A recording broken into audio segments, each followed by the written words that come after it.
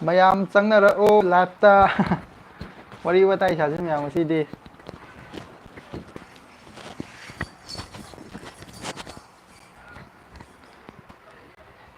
Asal nangin juga minta? Ini? Hupa dia. Mayam lao hati. Ichina mayam wari sase lao hati. Ma si hekta yawning ba ko sigumba se. La hek thar ko ma sin si la yawning ma le mayam. Che kono. Ba la kono so mi de. Ano? Hai chú. Hai mayam so itu. Hai mayam sao? Satan no? Hai mayam sao? Satan na ta.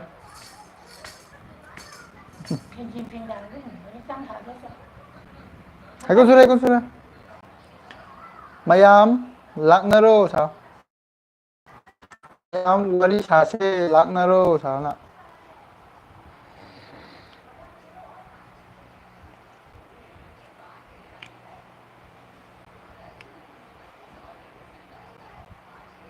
Mayam wari sase laknaro. Thấy tiền sao?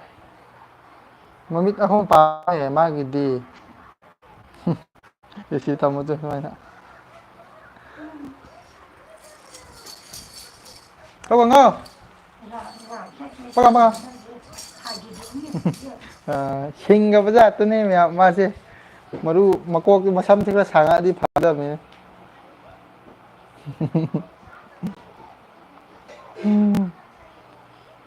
Hai mayam su. Hai mayam su na tu. Hai. Mayam wari sase laknaro sao?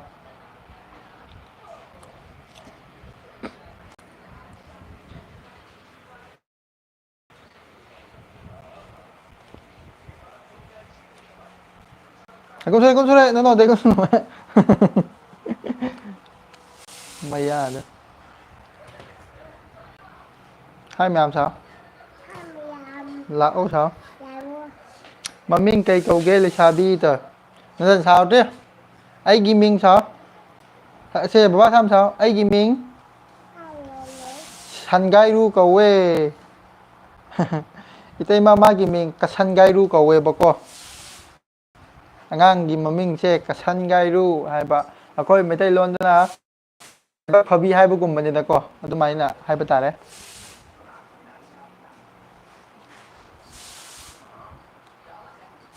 chak char bu itay ma masi di video nam darabo mukbang gi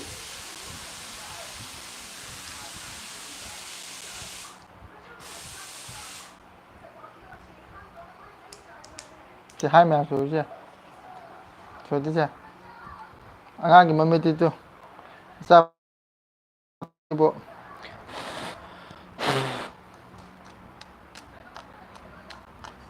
pinum itu na thấy nhầm thôi hai chút chứ con đại my family hello sao tiêu che hello hello đi bro chắc chắn bro ar athoi ar brother cha drie chin nào Chak uzik kan na thongi khoi ima ga garim ga mawani na ko chak kan na thongi abung nang tingkum aju tha ai che ichinao ai hai gondai me family ai tingkum 25 hengu học thế king rice hello soi xem sui hello bro asai na live khâu riu tàu ding nghe thongku hak thế mấy cái mà Pari prang sa lana ko sai tho bro se kari lam de no bindia thongnau jam ichinao ai se wangoi lesang khong de ne ba ko king rice hello bro welcome to my live sao na tho welcome to my live ngasi di namaroi video number si su wai da wadre ne hai ba ko wai te ma video nam si yang wa ni ai ngasi se ko content ama sem gi na tawri ni ba ko hojik se iru jaba loiraga ngahak potharam ni ba ko ngasai digi เทียนจะโปโคโปโกเจนเจรกันเลยมันเนี่ยไอชูโกเตมาวิดีโอมาเชื่อมที่อย่างว่าเนี่ยแบบปกท่านกาไม่อากุมนาโจในขัดนุ่งไตอมิตตัดกันไหมอันนี้ก่อนตัวไอ้กุมสุดแต่ไอเนี่ยเป็กลอยกันที่นั่นเนี่ยกุมน่ะหน้าหรือน่ะไอ้กี่อ่างเนี่ยก็โคนอดุมไปไปนี่น่ะเนี่ยเป็กแต่แต่ยังบริชินทกปีบอกก็อดุเนี่ยบอกก็ Jenny K Jenny hello bro love from Rajasthan I am a big fan for you นะให้บอกก็ thank you Jenny K Jenny AJ Jelly นุนับตุธาตู้เม brother ตู้เมอปีช่างเมใส่ปีช่างก็ไกน่าช่างก็แก่ต่างมันจูจักซาร์บรมาบุงซาดรีชินาวเขาจิเชไอ้งาปทารำมันเนี่ยบอกก็งาชีเชวิดีโอเชมแกให้นะก็อีรูจะบอลเลยก็เพียนผมก็ปทารำมันเนี่ยชินาวเนี่ยกอนได้ไม่เฟมลี่เจนฮักเอ็นนักไอเฟมลี่ตาทงกูฮักที่ได้กอนได้ไม่เฟมลี่บินเดียกังมูจัมนัจจานุปีเชยามนุชีเย่ thank you จินเอานุชีบีบีกินน้ำมันตะก็อัทอยบรเชไกลำได้โอ้ยด้วยเนาะจินเอาไอเชไกโนเนี่ยบอกว่าวังก้อยจะเฮกนักหน้าเลยบอกว่าค่อยคนเจเลยช่างคงให้กับคันเนี่ยบอกว่ามีนาหนองทองบัมมาบุ้งมุกบางตัวละโอ้ไอ้โอ้ชิมช่วยเนี่ยตัวละแกให้ยังวิดีโอทักละแกชิมน้ำยำก็นุชีนะก็ชิมน้ำยำนุชีนะสปอร์ตตัวบีแต่มักจะให้ง่ายเลยเนี่ยทักเจริญคนเรียนให้ยังวิดีโอทักละแกชิมช่วยในงานบีรมือชิมน้ำยำอัทอยบรกีวิดีโอยังไงบัดวารีไงบัดวารี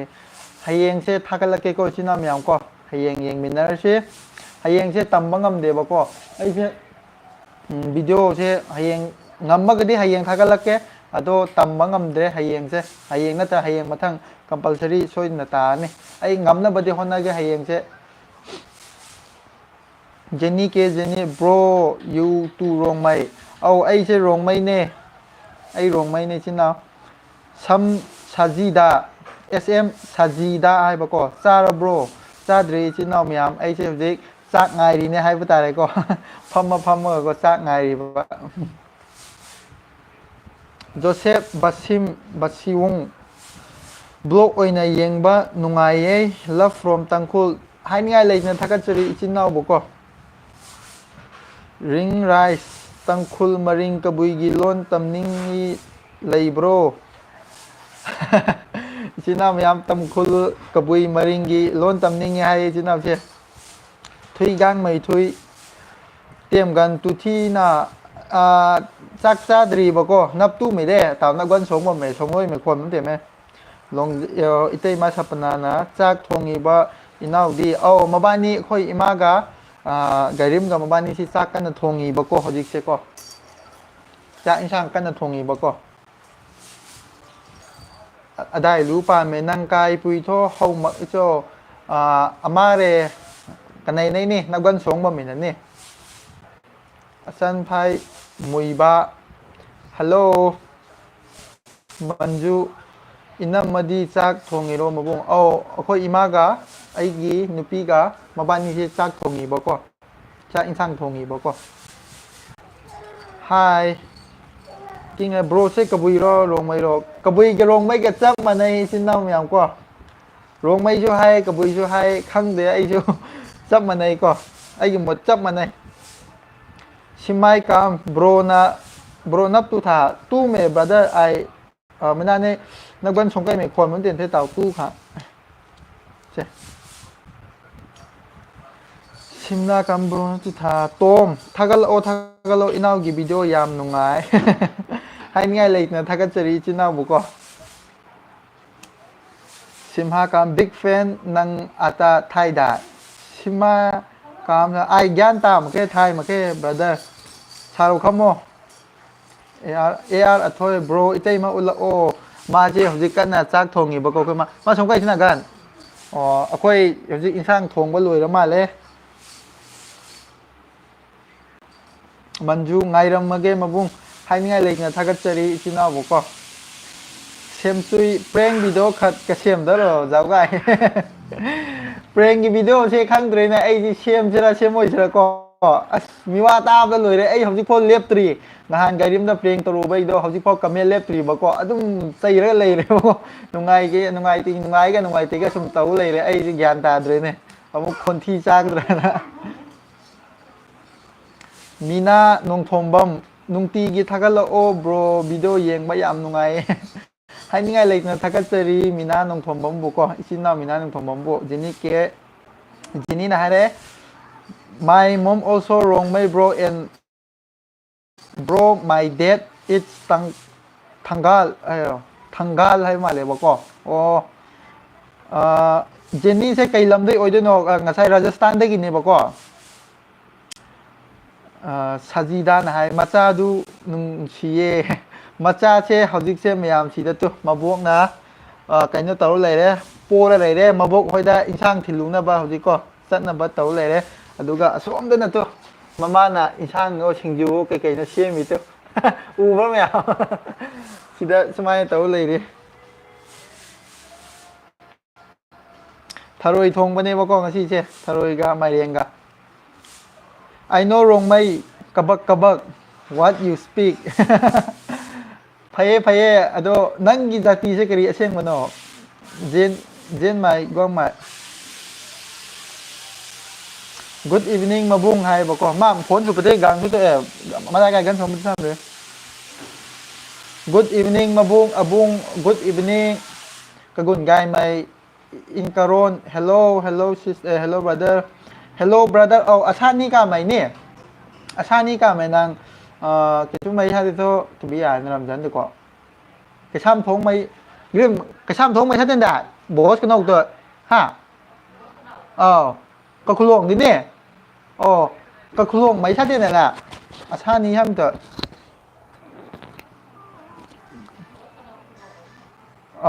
có khung luồng mấy sát tên nè à làm bá có khung luồng mày bị cầm mì rong cái này nè chúng nó thay bộ thần mới sắp đi đó pan mày kinh thui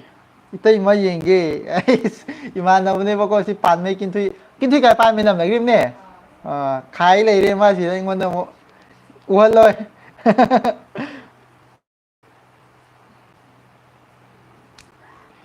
ตำได้เลยบ้ากระบุย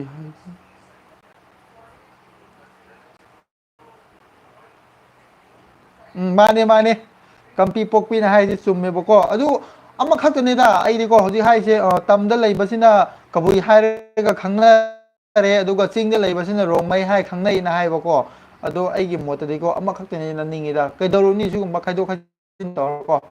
아도 마기 와칸니 아도 아이기 못되데 아마 각도니 하는 레고 거의 아마 각도니고 아도 마이나 가도 가진 더버시 그리스 간나버 방가나 때다 아이기 못되고 미워봐 쿠딩 막 시기다 방학니고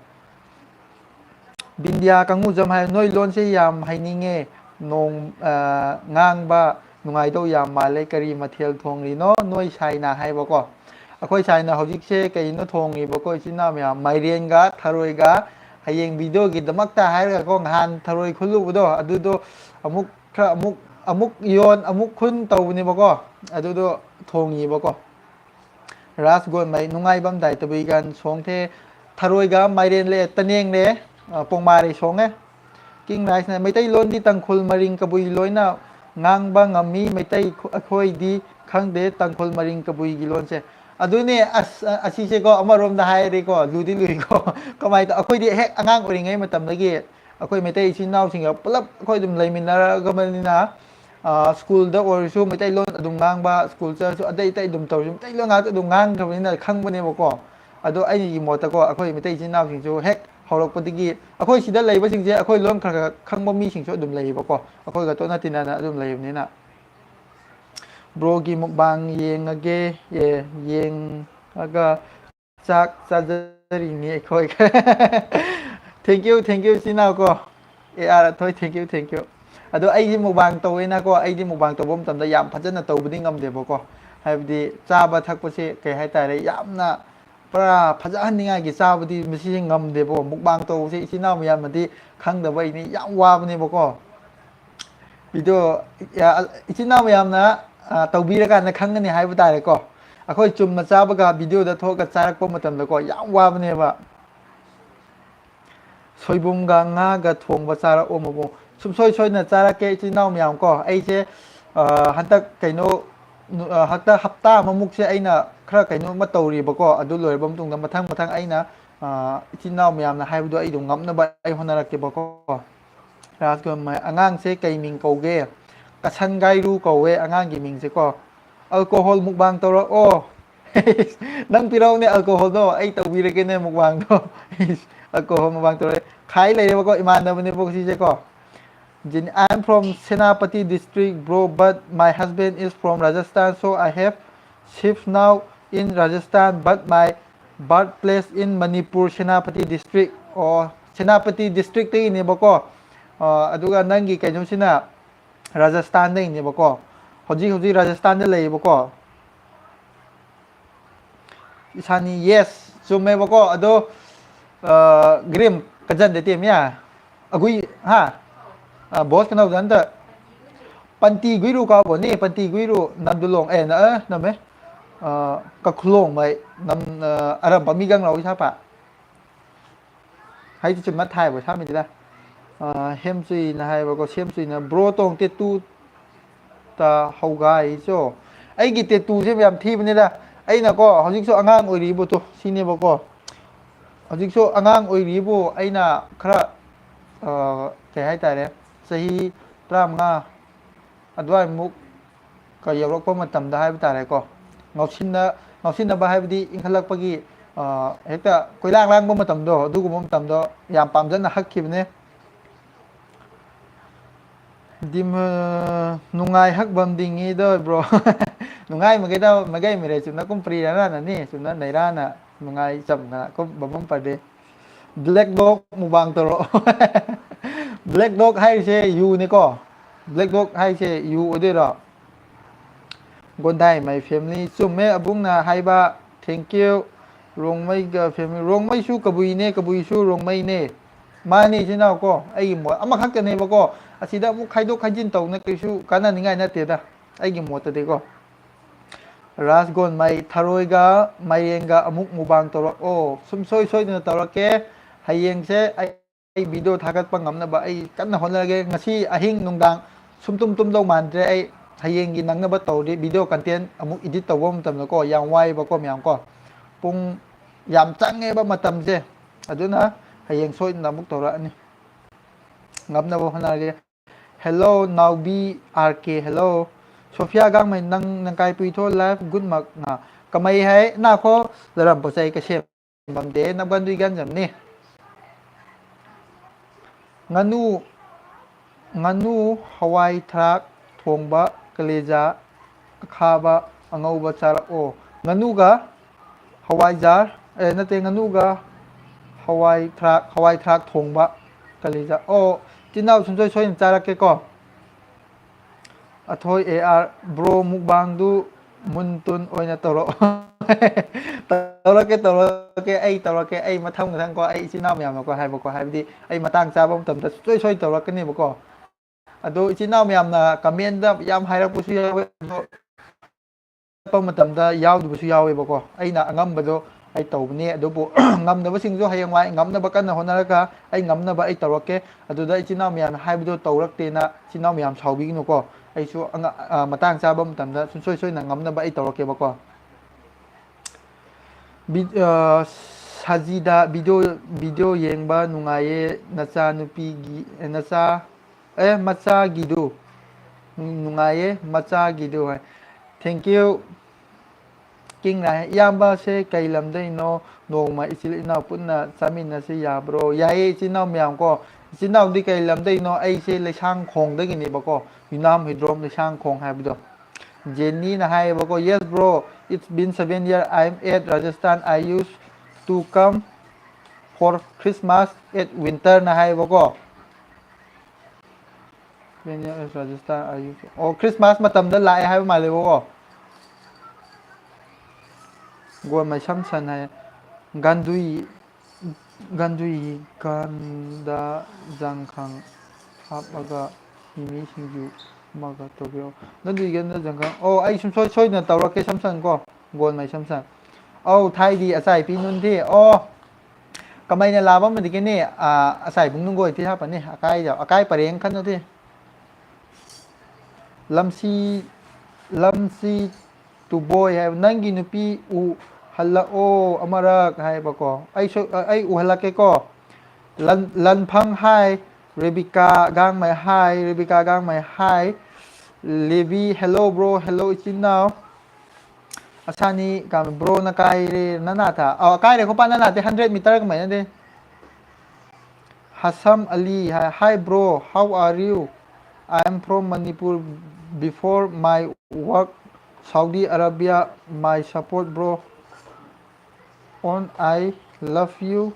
bro. Good luck. Thank you, Hassan Ali. Thank you. Lanphang hi. Rex pan mày năng cai li sang khong tụ cùng pa da. Cai li sang khong ka hu pa di ne. ꯑꯩꯈꯣꯏꯒꯤ ꯌꯨꯝꯁꯦ ꯂꯩꯁꯥꯡꯈꯣꯡ ꯀꯣ ꯃꯃꯥꯡ ꯂꯩꯀꯥꯏ ꯍꯥꯏꯕ ꯇꯥꯔꯦ ꯃꯃꯥꯡ ꯂꯩꯀꯥꯏꯗꯅꯦꯕꯀꯣ ꯑꯩꯈꯣꯏꯒꯤ ꯌꯨꯝꯁꯦ ꯍꯧꯖꯤꯛꯁꯦ ꯑꯩꯒꯤ ꯁꯤ ꯂꯩꯇꯣ ꯇꯨ ꯁꯤ ꯂꯩꯇꯣ ꯍꯣꯔꯦꯟ ꯂꯐꯨꯒꯁꯤ ꯀꯟꯅ ꯁꯣꯏꯔꯤ ꯃꯥꯁꯤ ꯇꯨ ꯁꯤꯗ ꯇꯧꯔꯒꯀꯣ ꯁꯨꯃꯥꯏꯅ ꯇꯧ ꯂꯩꯔꯤ ꯑꯝꯇ ꯌꯦꯡꯂꯛꯎꯁꯦ ꯁꯣꯝꯗ ꯃꯤꯅ ꯌꯦꯡꯉꯣ ꯁꯨꯃꯥꯏꯅ ꯇꯧ ꯂꯩꯔꯤ ꯍꯧꯖꯤꯛꯁꯦ ꯃꯥꯁꯦ ꯍꯧꯖꯤꯛ ꯊꯕꯛ ꯌꯥꯝꯅ ꯀꯟꯅ ꯆꯤꯜꯂꯤꯕꯀꯣ ꯑꯗꯨꯅꯅꯦꯕꯀꯣ ꯁꯣꯌꯥ ꯁꯣꯋꯥ ꯍꯥꯏꯕ꯭ꯔꯥ ꯍꯥꯏ ꯌꯥꯝꯅ ꯅꯨꯡꯁꯤꯌꯦ 100K ꯌꯧꯔꯅꯤ ꯀꯨꯏꯔꯔꯣꯏ ꯑꯗꯨꯒ ꯅꯨꯡꯉꯥꯏꯕ ꯕ꯭ꯂꯣꯛ ꯁꯦꯝꯃꯛꯑꯣ ꯁꯨꯡꯁꯣꯏ ꯁꯣꯏꯅ ꯁꯦꯝꯂꯛꯀꯦ ꯏꯆꯤꯟ ꯏꯅꯥꯎ ꯃꯌꯥꯝ ꯀꯣ ꯏꯆꯤꯟ ꯏꯅꯥꯎ ꯃꯌꯥꯝꯅ ꯍꯥꯏꯅꯤꯡꯉꯥꯏ ꯂꯩꯇꯅ ꯊꯥꯒꯠꯆꯔꯤ ꯑꯩꯒꯤ ꯅꯅꯥꯎ ꯑꯩꯒꯤ ꯏꯆꯤꯟꯕꯨꯀꯣ ꯅꯨꯡꯁꯤꯕꯤꯗꯨꯅ ꯁꯞꯄꯣꯔꯠ ꯇꯧꯕꯤꯕꯒꯤꯗꯃꯛꯇ ꯍꯥꯏꯅꯤꯡꯉꯥꯏ ꯂꯩꯇꯅ ꯊꯥꯒꯠꯆꯔꯤ ꯒꯣꯟꯗꯥꯏ ꯃꯦꯐꯦꯝꯅꯤ ꯍꯥꯏ ꯋꯥꯡꯖꯤꯡ ꯈꯪꯕ꯭ꯔꯣ ꯈꯪꯉꯦ ꯏꯆꯤꯟ ꯏꯅꯥꯎ ꯑꯩ ꯋꯥꯡꯖꯤꯡꯗꯤ ꯃꯃꯤꯡꯗꯤ ꯇꯥꯔꯦ ꯑꯗꯨ ꯆꯠꯇꯕꯗꯤ ꯈꯪꯗ꯭ꯔꯦ ꯑꯁꯥꯅꯤ ꯑꯣ ꯒꯥꯏꯊꯦ ꯅꯩ ꯒꯪ ꯄꯟꯊꯤ ꯒꯪꯊꯧ ꯀꯗꯥꯡꯕ ꯊꯟꯗꯤꯗꯣ ꯃꯩ ꯊꯥꯏ ꯉꯝ ꯇꯣꯡꯗꯦ ꯑꯀꯥꯏꯒꯨꯝꯅ ꯅꯥꯊꯦ right I am from new country ꯊꯧꯕꯥꯜ ꯋꯥꯡꯖꯤꯡ ꯑꯣ ꯊꯧꯕꯥꯜ ꯋꯥꯡꯖꯤꯡ ꯍꯥꯏꯕꯀꯣ ꯑꯣ ꯈꯪꯉꯦ ꯏꯟꯗ꯭ꯔꯀꯨꯃꯥꯔ ꯈꯨꯃꯨꯛꯆꯝ ꯍꯥꯏꯕꯀꯣ ꯏꯟꯗ꯭ꯔꯀꯨꯃꯥꯔ ꯈꯨꯃꯨꯛꯆꯝ ꯕ꯭ꯔꯣ ꯀꯔꯤ ꯂꯝꯗꯒꯤꯅꯣ ꯏꯆꯤꯟ ꯏꯅꯥꯎ ꯑꯩꯁꯦ ꯂꯩꯁꯥꯡꯈꯣꯡꯗꯒꯤꯅꯦꯕꯀꯣ ꯂꯪꯐꯪ ꯕ꯭ꯔꯣ ꯆꯥꯛ ꯆꯥꯔꯕꯣ ꯑꯧ ꯆꯥꯔꯦ ꯏꯆꯤꯟ ꯏꯅꯥꯎꯗꯤ ꯆꯥꯛ ꯆꯥꯕꯤꯔꯕꯣ ꯃꯌꯥꯝ ꯀꯔꯤ ꯃꯊꯦꯜ ꯆꯥꯔꯒꯦ ꯉꯁꯤꯗꯤꯀꯣ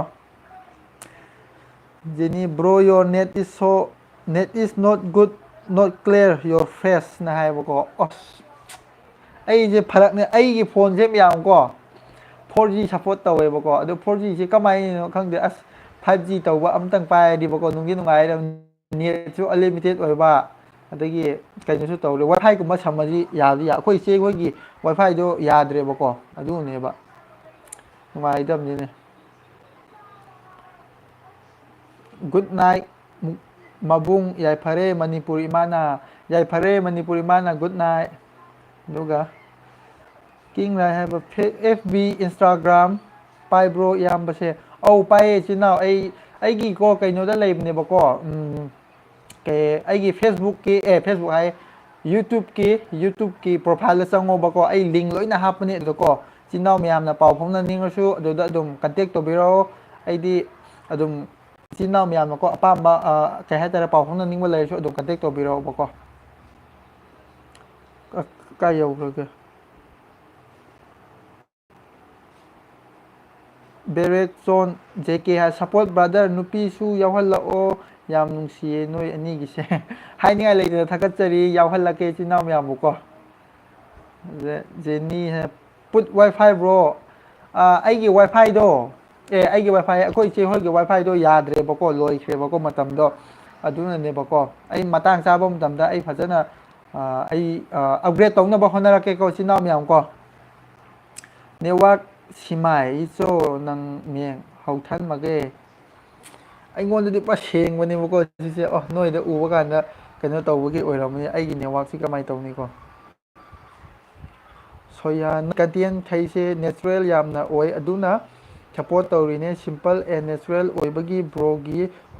ꯄꯔꯁꯣꯅꯦꯜ ꯒ꯭ꯔꯣꯁꯦ ꯌꯦꯡꯕ ꯅꯨꯡꯉꯥꯏꯅꯤ ꯑꯃꯨꯛ ꯍꯦꯟꯅ ꯑꯅꯥ ꯑꯌꯦꯛ ꯌꯥꯎꯗꯕ ꯄꯩꯁꯥ ꯃꯌꯥꯝ ꯄꯥꯏꯕ ꯑꯣꯏꯔꯣ ꯒꯨꯗ ꯅꯥꯏꯠ ꯊꯦꯡꯀ꯭ꯌꯨ ꯏꯆꯤꯟ ꯏꯅꯥꯎ ꯃꯌꯥꯝ ꯀꯣ ꯁꯣꯌꯥ ꯀꯣ ꯍꯥꯏꯅꯤꯡꯉꯥꯏ ꯂꯩꯇꯅ ꯊꯥꯒꯠꯆꯔꯤ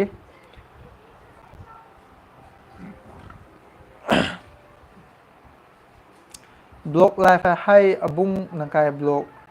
ꯂꯥꯟꯅ ꯗꯤꯊꯦ ꯑꯥꯏ ꯈꯣꯟꯕ ꯃꯩ ꯖꯥꯎꯒꯥꯏ ꯍꯛꯊꯦ ꯒꯥꯏ ꯃꯩ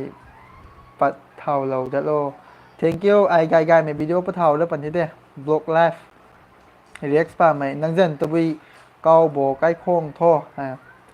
ai gì mình sẽ ai gì mình sẽ xem bữa sẽ gặp phun găng pu cầu về bao co ai có gì cái khoang na cả mày nè bao co bro where is your baby à thế các bác gắng gì chỉ để lấy thôi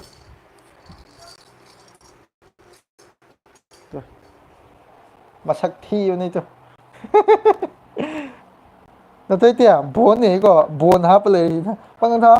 รอดิจิให้ดูปะให้ดูปะอย่าให้โชว์ให้โชว์ให้โชว์เช่นนั้นเถอะให้โชว์เจ๊ก็ให้กันโชว์เลยทุกเจ๊ให้กันโชว์ให้ชัดตันนู้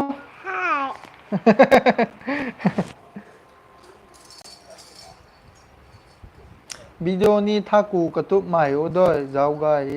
ทงกูฮักเทถ้ากูปันติเด้ไม่ใช่มินนะเด้ชอบยากังไหม Bro when I see your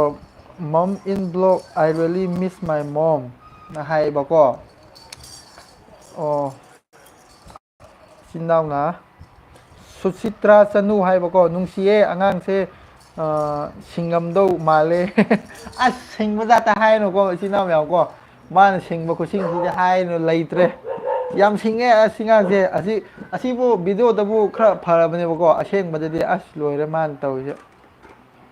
Hello little kitty pie princess thank you chị nào mèo có chị nào mèo krim mà thiệt sẵn là cái ngã chi đấy có ai cái live ai cái video sẽ dùng khắc chấp đi bro họ dịch hoa có nếuว่าkhắc ngoài chỗ mà lại có tao bị gan tu na nắp tu mè ai tao nắp gan sống cây mè khoan bấm tiền thê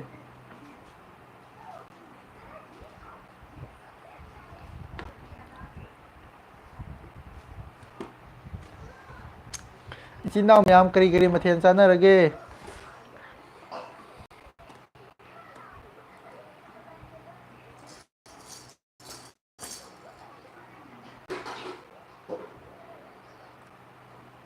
tao bị gan sống bấm là chú mà chi xe cái tàu thì chú ở tận nền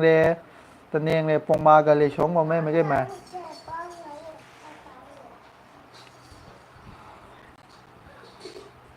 tàu mù học thân đất thê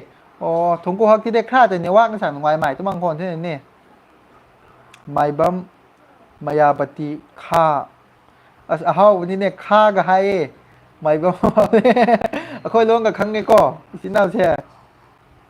I have seen all your video really nice to see it upload more we all are here to support you thank you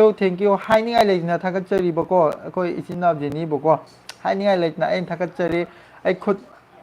ก็นั่นคือเรื่องไอ้คุดเอามาก็ผลไปเลยเดี๋ยวก็ไม่ยามต้องชีวิตนะไอ้กี่สิ่งนี้สิบอกก็support ตัวบีบ้า like share ตัวบีบ้าดูบุไอ้นะให้นี่ไงเลยนะถ้าก็เจอรีดูบุไอ้กี่วิดีโอไม่ยามดูตะก็ไม่ยามนะก็ช่วยกี่บ้านลานกี่บ้าคนดิ้งมายาวก็สู้ฟังบรรดาในขณะงักพี่โอไอ้นะวิดีโอนั้นมันทำแล้วก็ช่วยกี่บ้านลานกี่บ้ายาวสู้กระดีจังโกนไม่กระดีจังโกนไม่นังกายโกยตะบุยกันตูนาตัวบุอาศัยให้นับตู้เมกายกันชงบ่ไม่ปงมาเลยตะเนียงทุกครั้งเท welcome thank you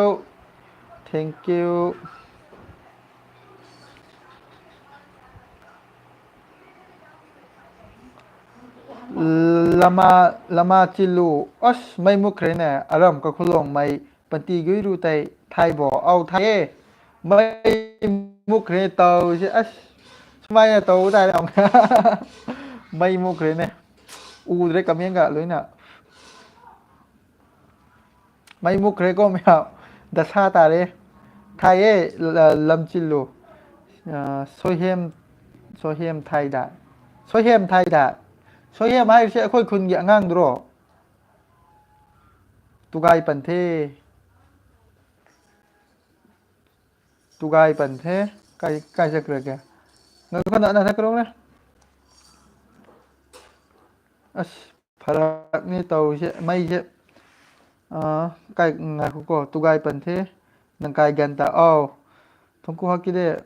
kế one nine K 1995 video gai mai thaku dat bammo mai mu khre flak su than ba ya flak mai than yai to ma kai ja khre gai bammo delhi khorui zawlo bamme ram khat sin ti lo ngam mak sini thongku hakti de zawro mai khang da dai de thongku hakti sangai ru mai to zawni ne si sangai ra mai mu khre ba ko ai flak te as flak than ba ya de ba ko back ta ko gai flak danu mai na ni back pa thai da ga ma khop ko ngo pa bung zawni te nang da si le to mai mu khre ke ma je ba seng amor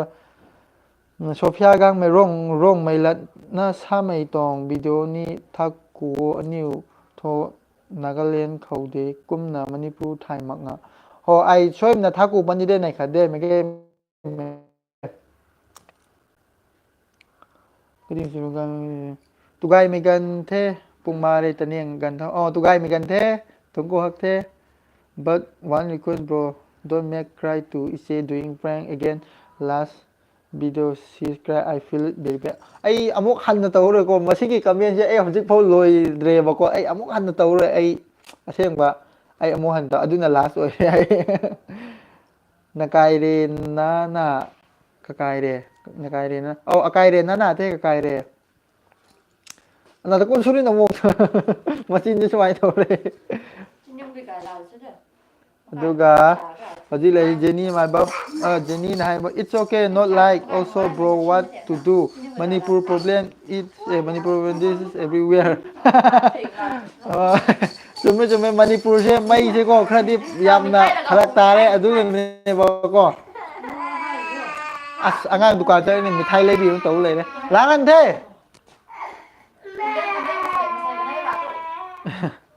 hai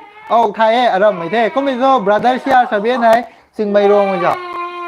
langan thi grim khan patru ji chang tung ne nap tu mi na ka sangai ro nap tu me mai mi da ka the ka biga lugai ru gailalu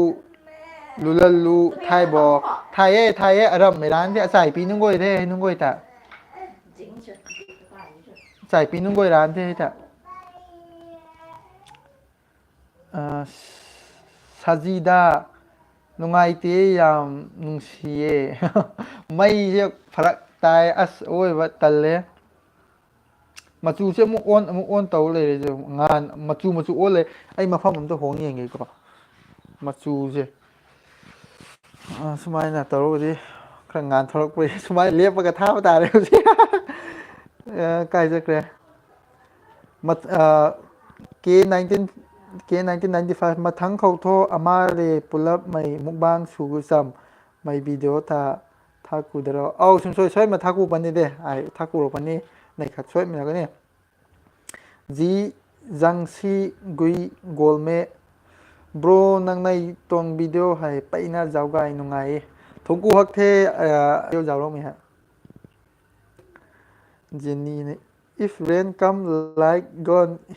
if wind come like gone no upai Manipur mane ba chume ba ko nong khitang ta ba ga adum mai mukani nungsi khitang la so adum mai mut le ba ko sidi thai na dagi chana ga la ba kai hai ta re semdok pa ya da ba adu ko mane hai ba su yai ko phagi tau ni da mai je hekta ko phak ti yam ta ne Manipur je adu bu thai na ga hai di hojik prepaid lak di khitang budi upgrade taw ko khitang na te 100% manung da 30% mukti upgrade taw na hai ba yai ko maibam mayapati aikhoi mai gang the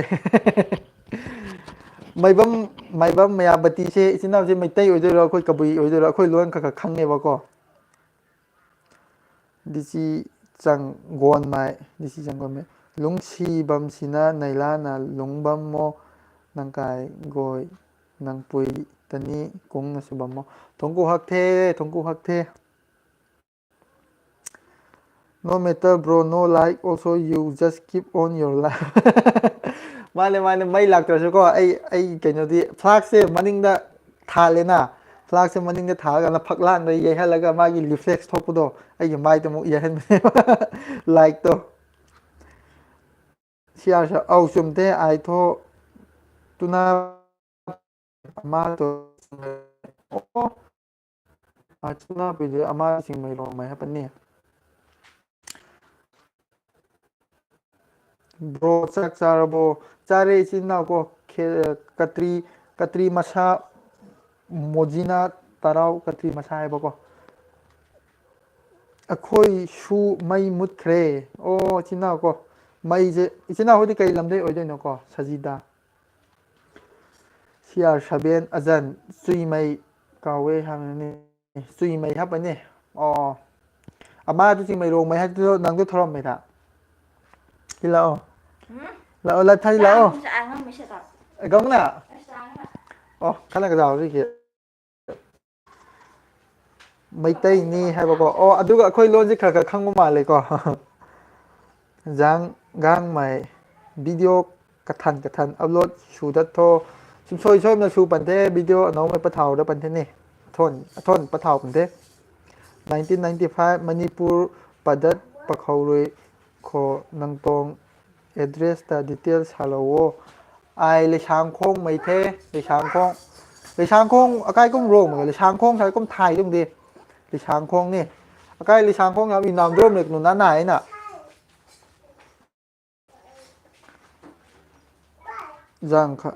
ꯖꯥꯡꯒꯥꯡꯃꯩ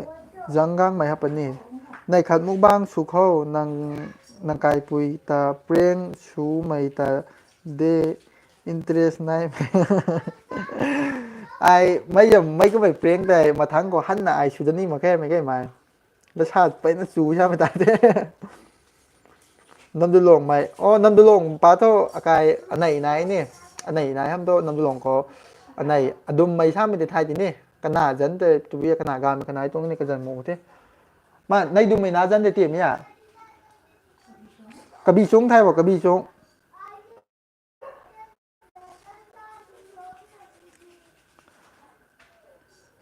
ꯎꯔꯨꯞ ꯍꯥꯏꯌꯦꯕꯀꯣ ꯎꯔꯨꯞ ꯎꯔꯨꯞ ꯀꯩ ꯍꯥꯏꯕꯅꯣ ꯁꯤꯅ ꯑꯩ ꯒ꯭ꯌꯥꯟ ꯇꯥꯗꯦ ꯑꯣ ꯎꯔꯨꯞ ꯍꯥꯏꯕꯀꯣ ꯂꯝꯁꯦ ꯎꯔꯨꯞꯇ ꯍꯥꯏꯕꯀꯣ ꯀꯗꯥꯏ ꯋꯥꯏ ꯑꯣꯏꯗꯣꯏꯅꯣ ꯎꯔꯨꯞꯁꯦ ꯑꯩ ꯑꯍꯥꯟꯕꯅꯦ ꯇꯥꯕ ꯉꯁꯤꯅꯀꯣ ꯄ꯭ꯔꯦꯃꯤ ꯄ꯭ꯔꯦꯃꯤ ꯀꯩꯝꯇꯁꯨ ꯎꯗꯦ ꯍꯥꯏꯌꯦꯕꯀꯣ ꯑꯩꯁꯦ ꯂꯥꯏꯠꯁꯦ ꯃꯩ ꯃꯨꯠꯈꯤꯕꯒꯤ ꯍꯧꯖꯤꯛꯁꯦ ꯐ꯭ꯂꯥꯁ ꯂꯥꯏꯠꯅ ꯊꯥꯜꯔꯒ ꯐꯛꯂꯥꯡꯗꯒꯤ ꯊꯣꯛꯂꯛꯄ ꯃꯩ ꯃꯉꯥꯟꯗꯨꯅ ꯑꯩꯒꯤ ꯃꯥꯏꯗ ꯑꯃꯨꯛ ꯌꯩꯍꯜꯂꯦ ꯃꯩ ꯃꯨꯠꯈ꯭ꯔꯦ ꯏꯆꯤꯟ ꯏꯅꯥꯎ ꯌꯥꯝ ꯁꯥꯎꯕ ꯌꯥꯗꯦꯀꯣ ꯂꯟꯆꯥꯒꯥꯡ ꯃꯥꯏ 100K ꯇꯪ ꯇꯨꯝ ꯃꯥꯏ ꯊꯣ ꯇꯪ ꯇꯨꯝ ꯃꯥꯏ ꯇꯪ ꯀꯇꯨꯝ ꯃꯥꯏ ꯁꯨꯗꯠ ꯇꯨꯊꯣ ꯚꯤꯗꯤꯑꯣꯅꯤ ꯊꯥ ꯊꯥꯎ ꯀꯇꯨꯞꯄꯣ ꯑꯥꯏ ꯁꯨꯡꯁꯣꯏ ꯁꯣꯏꯕ ꯊꯥ ꯊꯥꯎ ꯇꯨꯞꯄꯅꯦ ꯁꯣꯔꯅꯤ ꯑꯥꯏ ꯚꯤꯗꯤꯑꯣꯗꯣ ꯃꯔꯛꯀꯣꯟꯗ ꯏꯔꯥꯟꯒꯟ ꯁꯨ ꯈꯣꯠꯇꯦ ꯇꯦꯟꯁꯨꯀꯦꯟ ꯏꯔꯥꯟꯒꯟꯁꯨ ꯍꯧꯗꯦ ꯗꯨꯏꯒꯤꯅꯣ ꯗꯥꯏꯔꯣꯝꯗꯤ ꯅꯨꯡꯉꯥꯏꯕꯅꯅꯤ ꯑꯥꯏ ꯚꯤꯗꯤꯑꯣ ꯑꯞꯂꯣꯗꯁꯨ ꯇꯨꯝꯃꯝꯗꯦꯅꯤ ꯖꯦꯅꯤꯅ ꯃꯅꯤꯄꯨꯔ ꯄ꯭ꯔꯣꯕ꯭ꯂꯦꯝ ꯂꯥꯏꯛ ꯒꯥꯔꯤ ꯕꯦꯟ ꯔꯦꯟ ꯅꯦꯋꯥ problem this is all option complete present in Manipur I am alright bro ꯃꯥꯅꯤꯅꯦ ꯑꯁ ꯅꯝꯕꯔ ꯂꯥꯅꯤꯆꯣ ꯑꯥꯏ ꯑꯁ ꯑꯩ ꯏꯃꯥꯟꯅꯕ ꯐꯣꯟ ꯇꯧꯔꯛꯑꯦꯕꯀꯣ ꯍꯧꯖꯤꯛ ꯑꯩ ꯄꯥꯏꯈꯠꯄ ꯐꯔꯛ ꯇꯥꯔꯦꯕꯀꯣ ꯖꯥꯡ ꯒꯥꯡꯃꯩ ꯑꯩꯒꯤ ꯅꯝꯕꯔꯗꯣ ꯑꯩꯒꯤ ꯅꯝꯕꯔ ꯑꯩꯅꯀꯣ ꯁꯤꯗ ꯍꯥꯏꯗꯣꯛꯄꯕꯨꯗꯤ ꯌꯥꯏꯑꯕꯀꯣ ꯀꯩꯁꯨ ꯀꯥꯏꯗꯦꯕꯀꯣ ꯍꯧꯖꯤꯛ ꯂꯥꯏꯐꯅꯒ ꯑꯣꯏꯕꯒ ꯇꯠꯄꯁꯨ ꯌꯥꯏ ꯑꯗꯨꯅ ꯁꯨꯡꯁꯣꯏ ꯁꯣꯏꯗꯕꯤꯗ ꯏꯆꯤꯟ ꯏꯅꯥꯎ ꯃꯌꯥꯝꯅꯀꯣ ꯑꯩꯒꯤ ꯄ꯭ꯔꯣꯐꯥꯏꯜ ꯌꯨꯇꯨꯞꯀꯤ ꯄ꯭ꯔꯣꯐꯥꯏꯜꯗ ꯆꯪꯕꯤꯔꯣ ꯑꯩꯒꯤ ꯏꯟꯁꯇꯥꯒꯤ ꯐꯦꯁꯕꯨꯛꯀꯤ ꯂꯤꯡ ꯍꯥꯞꯄꯅꯦꯕꯀꯣ ꯑꯗꯨꯗ ꯁꯨꯡꯁꯣꯏ ꯁꯣꯏꯗꯅ ꯆꯪꯕꯤꯔꯣ ꯑꯩ ꯅꯝꯕꯔꯗꯣ ꯑꯩ ꯑꯗꯨꯗ ꯑꯗꯨꯝ ꯄꯥꯎ ꯐꯥꯎꯅꯁꯤꯕꯀꯣ ꯅꯣꯏ ꯏꯆꯤꯟ ꯏꯅꯥꯎ ꯃꯌꯥꯝꯒ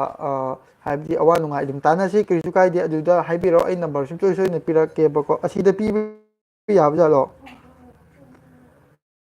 ꯀꯃꯦꯟ ꯇꯧꯕ ꯌꯥꯗꯕ ꯃꯥꯜꯂꯦꯕꯀꯣ ꯁꯤꯗꯀꯣ ꯂꯥꯏꯞꯇ ꯍꯥꯏꯕꯗꯨꯗꯤ ꯆꯠꯄꯁꯨ ꯌꯥꯏꯕꯀꯣ ꯍꯥꯏꯕꯨꯗꯤ ꯌꯥꯏꯌꯦ ꯃꯤꯌꯥꯝ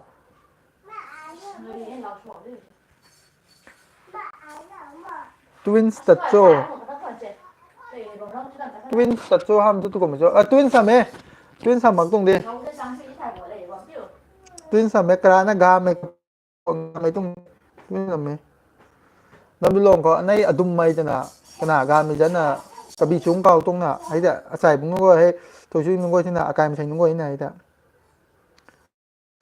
number ꯂꯥꯅꯤ ꯅꯪꯇꯣꯡ ꯀꯒꯟ ꯆꯥꯃꯩꯒꯟ ꯈꯧ ꯒꯩꯃꯛꯁꯤꯅ mukbang 수강 수lâu 분이 동구의 양강만 아이 사람이니 ajam te su patun de youtube jam profile patun de good laro kina kum tek sugang lap tu ko pata makai nang kum sa mi nai na number de la ni na ko de ai na ko pa tu sen sang kam public ko sang tu ai plug kum pa ti pa men de ngai ma kin ni kum ma sai nung ko kin cha gang ni na ai to ai kum nei na ji ajam ba go to kum kina te su sugang tu na kan tek sugang tu na insta jam ai ko de link ha ro tung thế na ko pa de kum insta sugang tu ko pa de pao phong na ko na ni ITG hadin na magida IT pande so imna compulsory what is lovely hi hello bro by sorry nang live thabom me sa me thai man nang kas ka me ba ai ko live thabom sin ni kum nei ba ai ne loi ma ai ko su bang ba na me steve de hello what is lovely na hai ba ko kabui rong mai lon mana bro kabui ga rong mai ka ichina ama khak te ne ba ko mai bam maya bati ko kabui ga rong mai ga isin ama khak te ne ba ko moina ani maming nu sum thong na thon bai wa ne ba ko ai si matang si ai su gyan da de kamai hai de no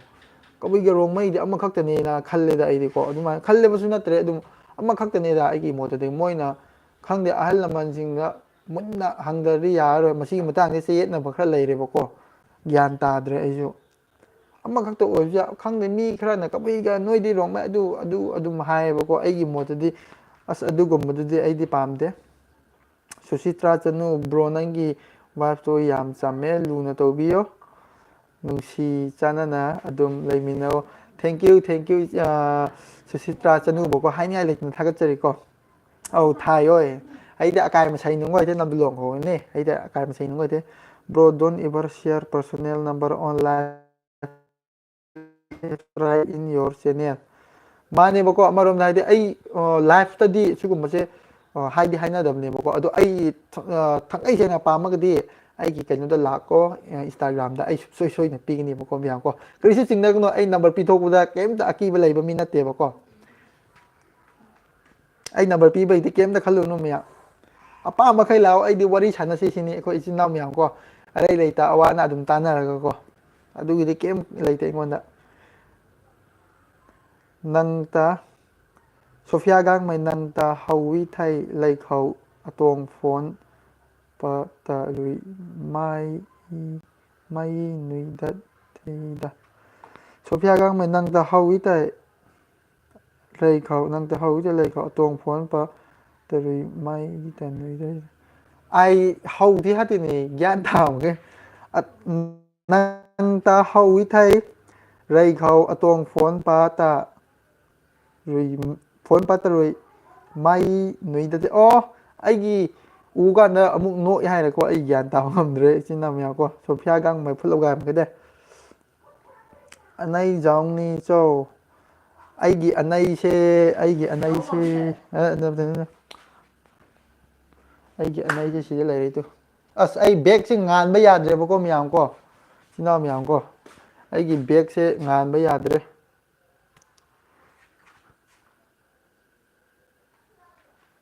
ai bag ki camera se ngan ba ya de ko myam saw ko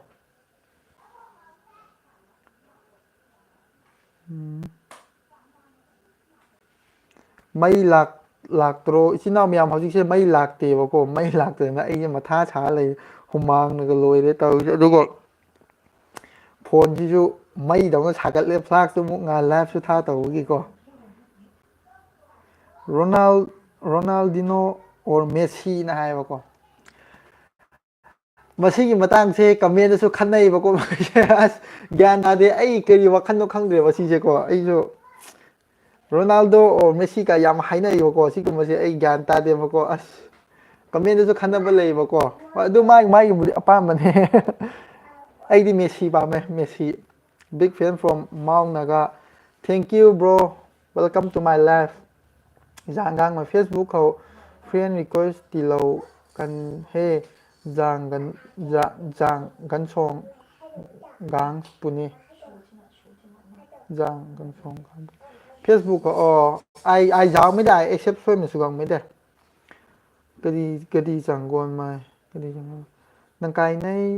ผาเจ้าแต่บ้าไม่ไทย พังได้ค่าขอโทษค่าไม่ไหนเตะสาระขนาดพังได้ไอวิดีโอตัวนั้นมาแค่นั้นนี่วิดีโอไม่ไหนเตะไกด์ริมกันกระปุ่มง้ำในแบบไอวิดีโอกันเต้งกระเสียมันจะพลัดตาที่นั่นนี่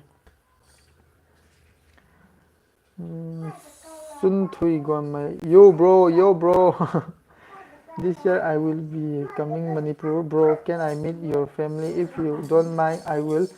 follow you in Instagram agree or not bro ကိစုကိုက်ဒီချင်းနောက်လာအိုကိစုကိုက်ဒီထင်နေစေကောအိုက်ဂီဒီချင်းနောက်မြန်ကထင်နေပါစီရမနုံငိုင်ကျဲရောက်ဟာရောက်ကျဲဘောကောချင်းနောက်မြန်နာအဒမိုင်းနန်းမနီပူထောရကွမ်တမ်ထောရောကိစုကိုက်ဒီတော့ထင်နေစေ1995 Amata Jena Lungsam Sui Lopo Amata Jena Lungsam Sui Oh Tongku Hakide I Lungsam Suina This is Rogan Please join your mom in Mukbang someday bro ไอ้โนมามาตั้งช้าบ่มแต่มาตลกแกก็สินาวก็အခုအမစီဗီဒီယိုနမ်စီရတယ်ပေါ့ကွာခွိုင်းလူဘာမနကောအဲ့ညာနမ်ဒနာဟိုင်ရကဟေနမ်ဘကန်စီယောင်းနေပေါ့ကွာမစီဗီဒီယိုနမ်စီရှိရရတယ်ပါဘိုင်းနိုင်ထောက်တဲ့ subscribe တဲ့ shout out ဆို break the rule ให้ดิเช่ break the rule ให้เช่ไอ้กี่อิมานนะเนี่ยပေါ့ကွာစီเช่ကကိနိုတကိနေကိဘာမမင်းတော့မွေးလာမမင်းတော့ကိဘာcây cò vậy nè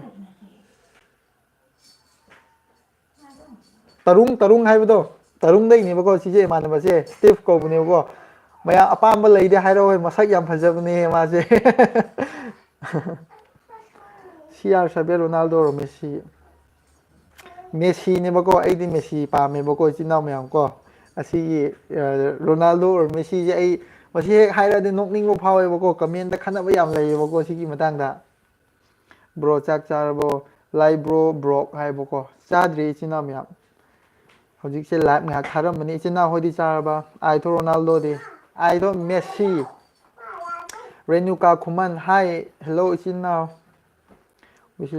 brogi Ronaldo and Messi di pamde brogi di Ronaldo ni Messi di bro ai di na Messi di pamde adu ni magi apam bane bako adu Ronaldo Messi na khangdreda as yaman tadida ai sum kaino tawbagi highway one nida aduda yam nu na khonjin bagi karisu mathok tadida ko ai gi mot te ko jangang mai nang sui live tina comment pangta reply ti sui mai nang sui thongko hakti de jangang mai de Lungsit Than Mungbi na hai bako you are so humble brother enjoying watching your blog head off thank you so much brother hai ni like ta ka chari mai ba maya pati ima apido yamna nungsi ai 47 years sure hai ni like na ta ka chari o yam adudi ichi hai ba tare ko hai ni like na ta ka chari ichi hai ba na ti ne anti hai de ra ko anti hai bi ya ba ko nupa nupi oi de ne ko ichi hai na dum ko ro ge ko Jenny when I see your mom in your blog I feel like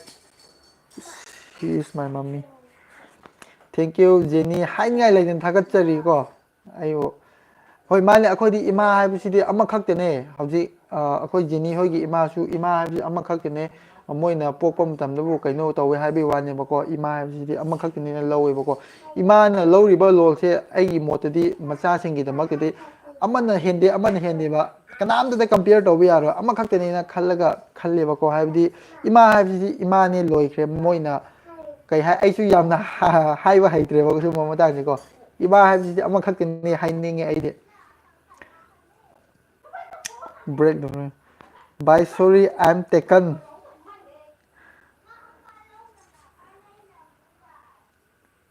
Kanaga Libros broke hai ba kari mathil na yamna pamba oige brother ai si chinao ai se nganu ne hena pame ko akoi ma no leyo ko nganu ne hena pame ai atopa se nganu ga ama khak ta hai di nganu ne hena pame adu makha ta ba ani ahom de leyo ko nganu de adu nganu ne hena pame ai Instagram chinno Instagram pa contact to biro mayam ai gi Instagram da ko ꯑꯩ link ꯍꯥꯞꯄꯅꯤ contact ꯇꯧꯔꯛꯑꯣ ꯋꯥꯔꯤ ꯋꯥꯇꯥꯏ ꯑꯩꯈꯣꯏ ꯃꯌꯥꯝ ꯁꯥꯟꯅꯁꯤ ꯀꯣ ꯀꯩꯁꯨ ꯀꯥꯏꯗꯦ ꯑꯗꯨꯗ ꯑꯩꯒꯤ ꯅꯝꯕꯔ ꯄꯥꯝꯕꯁꯤꯡꯁꯨ ꯑꯩ ꯂꯣꯏꯅ ꯄꯤꯊꯣꯛꯀꯅꯤ ꯑꯗꯨꯕꯨ ꯂꯥꯏꯐꯃꯛ ꯊꯥꯔꯒ ꯊꯥꯗꯣꯛꯄ ꯍꯥꯏꯕꯗꯤ ꯅꯨꯡꯉꯥꯏꯇꯦꯕꯀꯣ ꯑꯗꯨꯅ ꯑꯩꯒꯤ ꯀꯩꯅꯣꯗ ꯂꯥꯛꯑꯣ ꯑꯩ ꯅꯨꯡꯉꯥꯏꯇꯦ ꯍꯥꯏꯕꯗꯤ ꯑꯩ ꯅꯝꯕꯔ ꯄꯤꯅꯤꯡꯗꯕꯩ ꯅꯠꯇꯦꯕꯀꯣ ꯏꯆꯤꯟ ꯏꯅꯥꯎ ꯃꯌꯥꯝ ꯀꯣ ꯀꯗꯤ ꯆꯪ ꯒꯣꯟ ꯃꯩ ꯖꯥꯡꯅꯩ ꯈꯥꯠ ꯀꯒꯟ ꯆꯥꯃꯩ ꯒꯟꯈꯣ ꯑꯔꯝꯈꯣꯅꯤ ꯀꯣꯏꯒꯪꯉꯣ ꯂꯣꯡꯆꯝ ꯃꯩꯊꯦ ꯑꯥꯏꯊꯣ ꯂꯣꯡꯆꯝ ꯂꯥꯡꯆꯨꯝ ꯃꯩꯇꯩ ꯑꯥꯏꯊꯣ ꯒꯥꯟ ꯇꯨꯒꯥꯏ ꯃꯩ ꯆꯔꯥ ꯈꯠꯅ ꯁꯤꯅ ꯇꯨꯆꯝꯈꯣ ꯑꯧ ꯂꯪꯀꯣꯁ ꯀꯥꯏꯃꯤꯒꯤ ꯂꯪꯆꯨꯝ ꯁꯥꯕ ꯃꯩ ꯇꯨꯈꯥꯏ ꯄꯥꯛꯒ꯭ꯔꯦꯁꯨꯅꯤ ꯒ꯭ꯌꯥꯟ ꯇꯥꯔꯝ ꯒ꯭ꯌꯥꯟ ꯇꯥꯔꯝꯅꯦ ꯑꯁꯤ ꯑꯦꯀꯥꯎꯟ ꯁꯨꯏꯃꯩ ꯍꯩꯇ ꯂꯥꯎꯕꯗꯣ ꯑꯦꯀꯥꯎꯟ ꯁꯨꯏꯃꯩ ꯍꯥꯏꯕꯅꯤ ꯑꯥꯏ ꯁꯨꯡꯁꯣꯏ ꯁꯣꯏꯕꯅ ꯏꯟꯚꯥꯏꯠ ꯁꯨꯒꯪꯄꯣꯡꯗꯦ ꯑꯥꯏ ꯁꯔ ꯁꯨꯔꯛꯈꯤꯅ ꯐꯪꯉꯤꯗꯣ ꯑꯥꯏ ꯁꯣꯏꯕꯅ ꯁꯨꯒꯪꯄꯣꯡ ꯊꯟ ꯀꯥꯝꯃꯦ ꯍꯥꯏꯕ ꯍꯝꯕꯜ ꯁꯨꯍꯛꯒꯦ ꯑꯕꯨꯡ ꯀꯥꯏ ꯒꯥꯅꯩ ꯖꯦꯅꯦ will always support your family ꯊꯣꯡ ꯀꯣꯍꯛꯈꯤꯗꯦ ꯊꯟ ꯀꯥꯝꯃꯩ ꯁꯥꯔꯧ ꯈꯪ ꯊꯥꯏꯕꯅ ꯗꯥꯏꯅ ꯊꯣꯡ ꯀꯣꯍꯛꯇꯦ ꯍꯥꯏ ꯁꯤ ꯑꯥꯔ 7 ꯍꯥꯏ ꯀꯥꯏ ꯄꯨꯏ ꯅꯥꯏꯇꯥꯟ ꯊꯦ ꯚꯥꯏ ꯖꯥꯡꯈꯠ ꯅꯩ ꯀꯣꯏꯒꯪ ꯄꯅꯤ ꯅꯀꯥꯏꯕ ꯀꯣꯏꯒꯪ ꯊꯨ ꯚꯥꯏ ꯑꯥꯏ ꯈꯣꯟꯗꯦ ꯚꯥꯏ ꯂꯃꯦ ꯁ꯭ꯇꯤꯞꯇ ꯀꯣꯏꯒꯪꯗꯨ ꯁꯥꯅ ꯊꯣꯔꯛꯄꯁꯤ ꯅꯀꯥꯏ ꯄꯤꯗꯤ ꯈꯟꯗꯧꯅꯤꯅꯦ ꯑꯗꯥꯏ ꯚꯥꯏ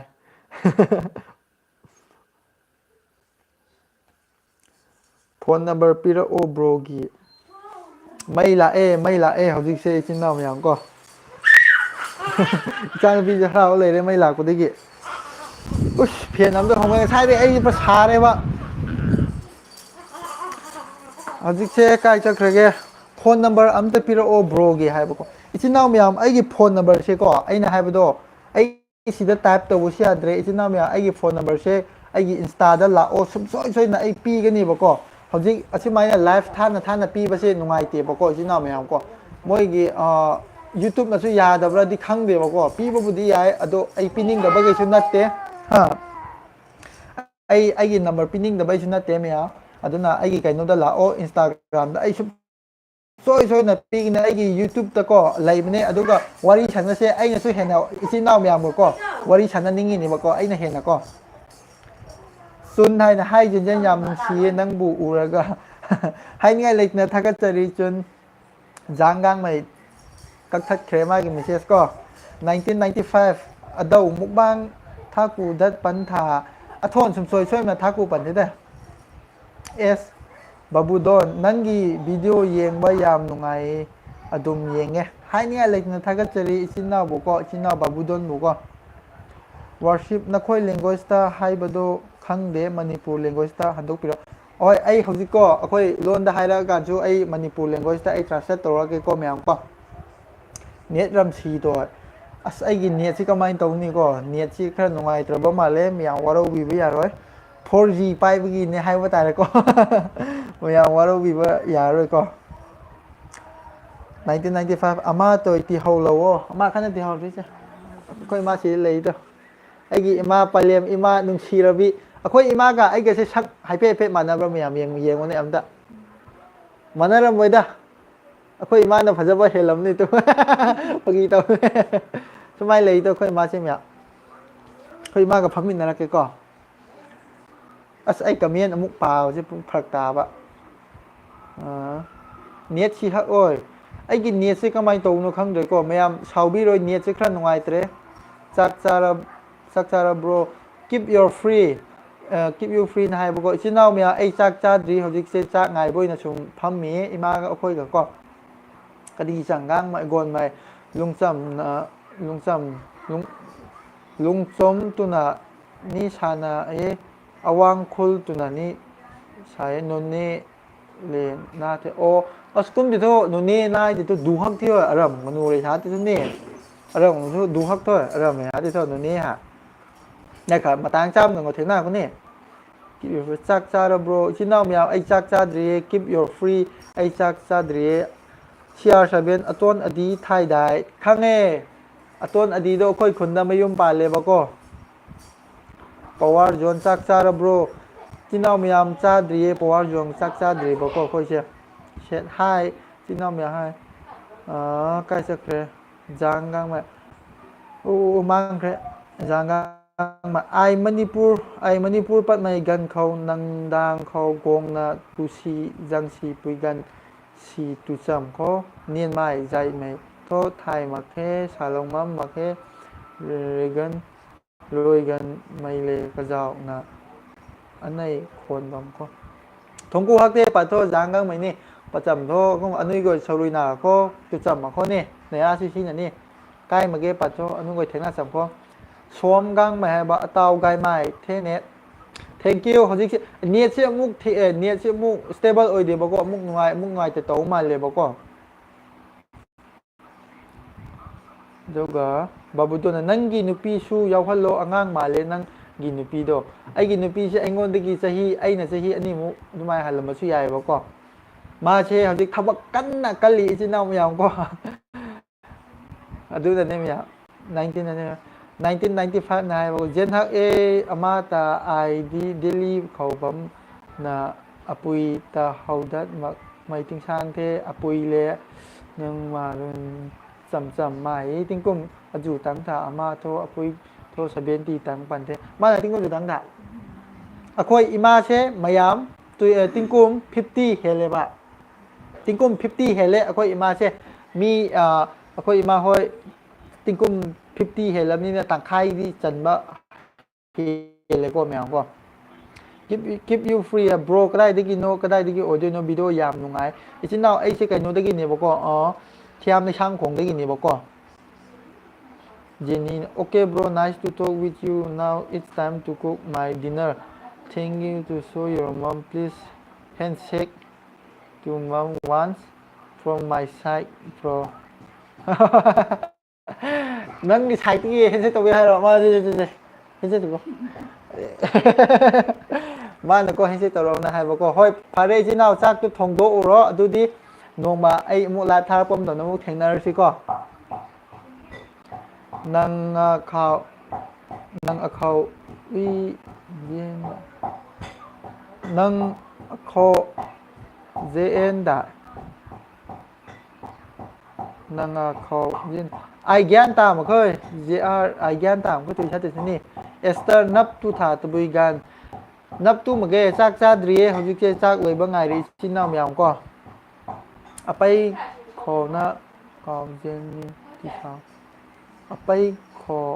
นะขอเจตะบุยชาติเนี่ยไอ้ยันตามกรีให้มันไอ้ยันตาเดี๋ยวบอกก็เชียร์ทะเบียนให้เลยเอาไปขอนางเอกขอhả cái chắc là keep your free na bro marang live thar all full support lasery hai ni ngai le nan thaka chiri china ai marang ke live thar ke ba ko duga ai gi mayam ai gi ko kai no se kai do ka hai kan da ai gi phone se camera front camera se khra cheng de ba ko aduna khra nungai ta ba hai ta re ko CR7 nang akhau jen da jen de tu yang jen ba hong so kai na nung go sai bung nung go sai pin nung go ni jenny na okay bro thank you mangai tho ui kha kom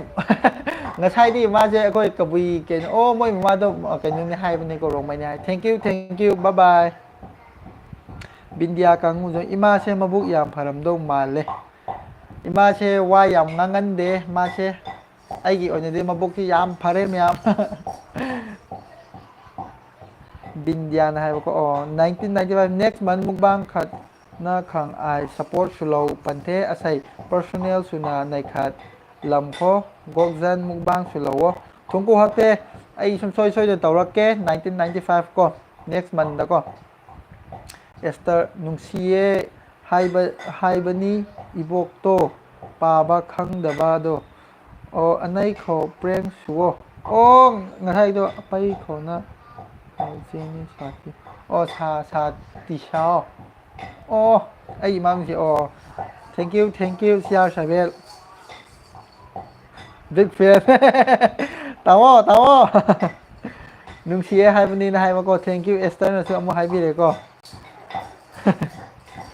bro noi sai ude ko yaw hal la o asida ma kan na ajik se ko ma se kan na ꯊꯕꯛ ꯁꯨꯔꯤꯌꯦ ꯃꯌꯥꯝ ꯍꯧꯖꯤꯛꯁꯦ ꯑꯩꯈꯣꯏꯒꯤꯀꯣ ꯆꯥꯛ ꯆꯥꯅꯤꯡꯉꯥꯏꯒꯤ ꯍꯥꯏꯅꯀꯣ ꯑꯁꯤꯗ ꯅꯨꯡꯁꯤꯕꯅꯦ ꯌꯦꯡꯉꯣ ꯃꯥꯁꯦ ꯑꯃꯦꯠꯄꯒꯨꯝꯕ ꯀꯟꯅ ꯁꯨꯔꯤꯕꯀꯣ ꯁꯤꯗꯀꯣ ꯑꯩꯒꯤ ꯅꯨꯄꯤꯁꯦꯀꯣ ꯇꯨ ꯁꯤꯗ ꯂꯩꯔꯤꯗꯣ ꯃꯌꯥꯝ ꯃꯥ ꯎꯍꯜꯂꯛꯀꯦ ꯁꯨꯝ ꯀꯣ ꯃꯥꯅ ꯊꯕꯛ ꯁꯨꯕꯗ ꯌꯦꯡꯅꯤꯡꯕ꯭ꯔꯣ ꯃꯌꯥꯝ ꯕ꯭ꯔꯣꯅ ꯁꯛꯑꯗꯤ ꯖꯥꯡꯒꯥꯡꯃꯩ ꯅꯪ ꯀꯨꯝꯍꯩꯒꯤ ꯀ꯭ꯂꯥꯟ ꯅꯪ ꯀꯨꯝꯍꯩꯒꯤ ꯀ꯭ꯂꯥꯟ ꯀꯥꯏꯈꯣꯡꯕ ꯃꯩꯆꯥ ꯑꯩꯁꯤ ꯀꯥꯃꯩ ꯑꯩ ꯀꯥꯃꯩꯅꯦꯕꯀꯣ ꯖꯥꯡꯒꯥꯡꯃꯩ ꯑꯥꯏ ꯀꯥꯃꯩꯅꯅꯤ ꯀꯥꯏꯈꯣꯡ ꯑꯀꯥꯏ ꯀꯥꯃꯩ ꯀꯥꯏ ꯀꯥꯏꯈꯣꯡꯉꯦ ꯑꯦꯟꯖꯤ ꯒꯥꯡꯁ ꯍꯥꯏ ꯍꯦꯜꯂꯣ ꯕ꯭ꯔꯣ ꯃꯥꯁꯤꯗ ꯆꯥꯛ ꯏꯟꯁꯥꯡ ꯀꯟꯅ ꯊꯣꯡꯉꯦ ꯑꯉꯥꯡꯒꯀꯣ ꯃꯌꯥꯝ ꯀꯣ ꯆꯥꯛ ꯆꯥꯔꯕ꯭ꯔꯣ ꯁꯅꯥꯅꯨ ꯀꯣꯝ ꯍꯥꯏꯕꯣ ꯆꯥꯔꯦ ꯏꯆꯤꯟ ꯏꯅꯥꯎ ꯃꯌꯥꯝ ꯆꯥꯗ꯭ꯔꯤꯌꯦ ꯏꯆꯤꯟ ꯏꯅꯥꯎ ꯃꯌꯥꯝ ꯆꯥꯛ ꯏꯟꯁꯥꯡ ꯊꯣꯡꯕ ꯀꯟꯅ ꯉꯥꯏꯔꯤ ꯍꯧꯖꯤꯛ ꯑꯩꯒꯤ ꯅꯨꯡꯁꯤꯔꯕ ꯑꯉꯥꯡꯁꯦ ꯃꯥꯁꯨ ꯆꯥꯛ ꯍꯥꯟꯅ ꯄꯤꯖꯈꯤꯗꯣꯏꯅꯦ ꯒꯥꯔꯤꯝꯇꯣ ꯁꯤ ꯂꯩꯔꯤꯗꯣ ꯃꯥ ꯆꯥꯛ ꯏꯟꯁꯥꯡ ꯀꯟꯅ ꯊꯣꯡꯉꯤ ꯃꯥꯁꯦ ꯍꯣꯠꯅꯕ ꯌꯥꯕ ꯍꯣꯠꯅꯔꯕꯅꯤ ꯑꯗꯨꯅ ꯌꯥꯝꯅ ꯋꯥꯔꯕꯅꯤ ꯀꯥꯏ ꯃꯥꯅꯀꯣ ꯆꯥꯛ ꯏꯟꯁꯥꯡ ꯀꯟꯅ ꯊꯣꯡꯉꯦꯕꯀꯣ ꯑꯩꯁꯨ ꯉꯁꯥꯏ ꯏꯕꯥꯅꯤꯁꯦ ꯀꯩꯊꯦꯜ ꯆꯠꯂꯨꯕꯅꯦ ꯄꯣꯠ ꯆꯩ ꯀꯩꯀꯥ ꯂꯧꯕ ꯑꯗꯨ ꯂꯣꯏꯔꯒ ꯑꯩꯁꯨ ꯉꯥꯏꯍꯥꯛ ꯐꯝꯃꯝꯕꯅꯦꯗ ꯏꯆꯤꯟ ꯏꯅꯥꯎ ꯃꯌꯥꯝ ꯄ꯭ꯔꯦꯡꯁꯨ ꯅꯩꯈꯣ ꯄ꯭ꯔꯦꯡꯁꯦ ꯈꯪꯗ꯭ꯔꯦ ꯑꯩ ꯌꯥꯔꯒꯗꯤ ꯇꯧꯔꯛꯀꯦꯀꯣ ꯏꯆꯤꯟ ꯏꯅꯥꯎ ꯃꯌꯥꯝꯅꯀꯣ ꯄ꯭ꯔꯦꯡꯁꯦ ꯑꯩ ꯁꯨꯡꯁꯣꯏ ꯁꯣꯏꯗꯅ ꯇꯧꯔꯛꯀꯦ ꯏꯅꯥꯎꯒꯤ ꯚꯤꯗꯤꯑꯣ ꯑꯗꯨꯝ ꯌꯦꯡꯉꯦ ꯑꯩꯗꯤ ꯌꯥꯝꯅ ꯅꯨꯡꯉꯥꯏꯌꯦ ꯍꯥꯏꯅꯤꯡꯉꯥꯏ ꯂꯩꯇꯅ ꯊꯥꯒꯠꯆꯔꯤ ꯏꯆꯤꯟ ꯏꯅꯥꯎꯕꯨꯀꯣ ꯑꯦꯁꯇꯔꯕꯨꯀꯣ ꯑꯗꯦꯡ ꯆꯋꯥꯡ ꯅꯣꯏꯅꯤꯕꯨ ꯑꯗꯨꯝ ꯌꯦꯡꯂꯤꯕꯅꯤ ꯌꯥꯝ ꯅꯨꯡꯉꯥꯏꯌꯦ ꯍꯥꯏꯅꯤꯡꯉꯥꯏ ꯂꯩꯇꯅ ꯊꯥꯒꯠꯆꯔꯤ ꯏꯆꯤꯟ ꯏꯅꯥꯎꯕꯨꯀꯣ ꯍꯥ ꯑꯗꯦꯡꯕꯨꯀꯣ 1995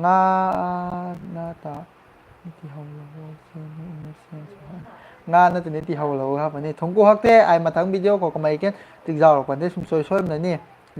ꯑꯄꯧꯇꯨꯅ ꯑꯄꯨꯂꯦꯎꯇꯨꯅꯅꯤ ꯖꯥꯡꯒ ꯑꯩꯉꯣꯟꯗꯒꯤꯀꯣ ꯍꯧꯖꯤꯛꯁꯦ ꯏꯆꯤꯟ ꯏꯅꯥꯎ ꯃꯌꯥꯝꯅꯀꯣ ꯁꯥꯎꯕꯤꯔꯣꯏꯕꯀꯣ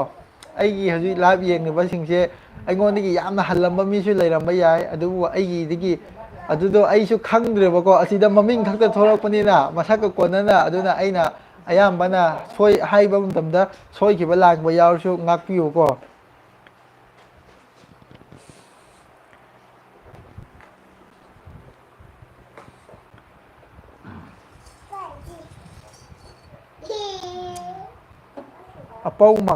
ꯑꯄꯧ ꯃꯀꯊꯥ ꯑꯧ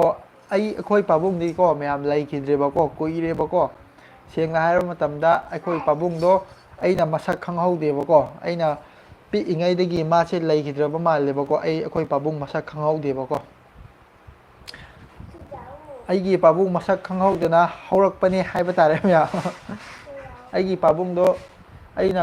ꯀꯕꯛ ꯀꯕꯛ ꯆꯠꯄ ꯍꯩꯔꯛꯄ ꯃꯇꯝꯗ ꯂꯩꯒꯗꯕꯅꯤ ꯍꯥꯏꯌꯦꯕꯀꯣ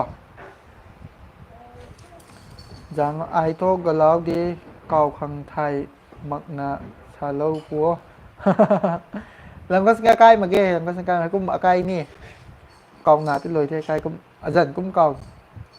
ꯆꯍꯤ ꯀꯌꯥ ꯁꯨꯔꯒꯦ ꯏꯅꯥꯎꯒꯤ ꯑꯩ 25 ꯑꯃꯨꯛ ꯁꯨꯔꯦꯕꯀꯣ ꯆꯍꯤꯁꯦ ꯀꯤꯞ ꯌꯨ ꯐ꯭ꯔꯤ ꯕ꯭ꯔꯣ ꯍꯥꯟꯅꯒꯤ ꯄ꯭ꯔꯦꯡꯇꯣ ꯁꯥꯎꯅꯤꯡꯉꯤꯀꯣ ꯄ꯭ꯔꯦꯡ ꯇꯧꯔꯛꯑꯅꯨ ꯑꯗꯨꯅꯦ ꯑꯩ ꯄ꯭ꯔꯦꯡꯁꯦ ꯈꯪꯗ꯭ꯔꯦ ꯅꯤꯡꯁꯤꯡ ꯃꯥꯡꯖꯤꯡ ꯁꯨꯝ ꯇꯧꯔ ꯂꯩꯔꯦ ꯅꯨꯡꯉꯥꯏꯕ ꯄ꯭ꯔꯦꯡ ꯑꯣꯏꯅ ꯇꯧꯔꯁꯤꯀꯣ ꯑꯩꯁꯨ ꯑꯍꯥꯟꯕꯅꯦꯕ ꯑꯗꯨ ꯑꯣꯏꯈꯤꯕꯗꯣ ꯄ꯭ꯔꯦꯡ ꯇꯧꯕꯒꯤꯗꯣ ꯑꯁ ꯀꯩꯅꯣꯅꯦ ꯍꯧꯖꯤꯛꯐꯥꯎ ꯑꯩ ꯈꯣꯟꯊꯤ ꯆꯥꯔꯤꯕꯀꯣ ꯍꯧꯖꯤꯛꯁꯦ ꯃꯣꯏ ꯀꯃꯦꯟꯁꯦ ꯑꯗꯨꯝ ꯂꯥꯛꯏꯕ ꯍꯧꯖꯤꯛꯐꯥꯎꯀꯣ ꯅꯨꯡꯉꯥꯏꯇꯦ ꯈꯣꯠꯇꯦꯅ ꯑꯩꯁꯨ ꯃꯇꯦꯛ ꯑꯃꯗꯤ ꯑꯁ ꯋꯥꯈꯜ ꯅꯨꯡꯉꯥꯏꯇꯕꯅꯤꯍꯦ ꯑꯗꯨꯝ ꯈꯜꯂ ꯂꯩꯕꯅꯦ ꯀꯔꯤ ꯅꯨꯡꯒꯤ ꯇꯧꯔꯨꯕꯅꯣꯀꯣ ꯍꯥꯏꯅ ꯍꯥꯏꯔꯒꯀꯣ ꯑꯗꯨꯒꯤ ꯃꯇꯦꯛꯇꯣ ꯃꯣꯏꯅ ꯑꯩꯈꯣꯏ ꯃꯇꯦꯛ ꯑꯃꯈꯛꯇ ꯂꯧꯊꯣꯛꯑꯒ ꯚꯥꯏꯔꯦꯜꯁꯨ ꯆꯠꯈꯤꯕꯀꯣ ꯑꯗꯨꯒꯤ ꯃꯇꯦꯛꯇꯣ ꯃꯣꯏꯅ ꯃꯇꯧꯒ ꯇꯝꯅꯔꯒ ꯌꯥꯝꯅ ꯇꯧꯈꯤꯕꯅꯦꯕꯀꯣ ꯑꯗꯨꯒꯤ ꯃꯇꯥꯡꯗꯣ ꯑꯩꯁꯨ ꯏꯀꯥꯏꯕꯅꯤ ꯀꯩꯅꯣ ꯑꯗꯨꯒꯤ ꯃꯇꯥꯡꯗꯨꯗ ꯑꯃꯨꯛ ꯉꯥꯏꯍꯥꯛꯇꯪꯗꯤ ꯑꯗꯨꯕꯨ ꯀꯨꯏꯔꯒ ꯑꯩ ꯀꯔꯤꯁꯨ ꯑꯃꯨꯛ ꯈꯟꯕꯤꯗꯦꯕꯀꯣ ꯄ꯭ꯔꯦꯡꯅ ꯈꯟꯇꯣꯛꯑꯦꯕꯀꯣ ꯑꯩꯁꯨꯀꯣ ꯔꯕꯤ ꯅꯤꯡꯊꯧꯖꯥ ꯏꯌꯥꯝꯕ ꯇꯥꯔꯥꯕꯤ ꯑꯣꯏꯗꯣꯏꯔꯣ ꯍꯥꯏ ꯁꯤꯌꯥꯔ ꯅꯥꯇꯣꯡ ꯏꯁꯇꯣꯔꯤ ꯁꯅꯨꯗꯥꯏ ꯑꯩꯒꯤ ꯏꯁꯇꯣꯔꯤꯁꯦ ꯃꯌꯥꯝ ꯅꯣꯡꯃ ꯑꯩꯅꯀꯣ ꯃꯇꯥꯡ ꯆꯥꯕ ꯃꯇꯝꯗ ꯁꯨꯡꯁꯣꯏ ꯁꯣꯏꯗꯅ ꯍꯥꯏꯖꯔꯛꯀꯅꯤ ꯃꯌꯥꯝ ꯑꯗꯨꯗ ꯃꯌꯥꯝ ꯑꯩꯈꯣꯏ ꯏꯆꯤꯟ ꯏꯅꯥꯎ ꯃꯌꯥꯝ ꯑꯃ ꯑꯗꯨꯗ ꯑꯗꯨꯝ ꯇꯥꯃꯤꯟꯅꯁꯤ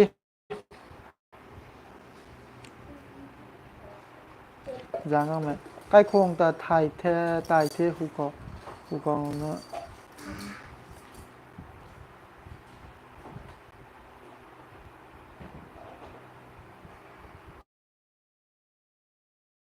까이콩 다 타이 타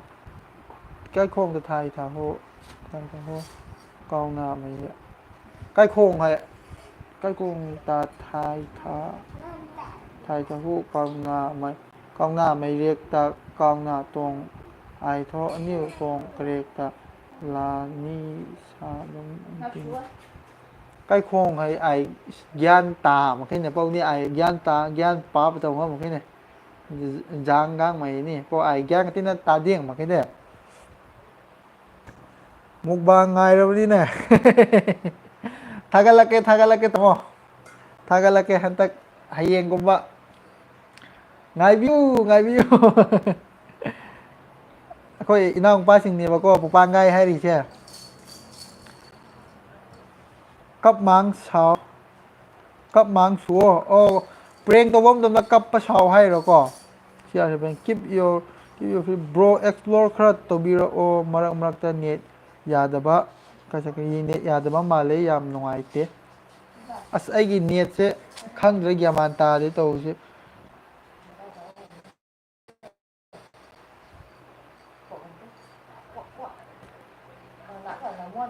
เบบี้ระวังซักจ้าแล้วโบร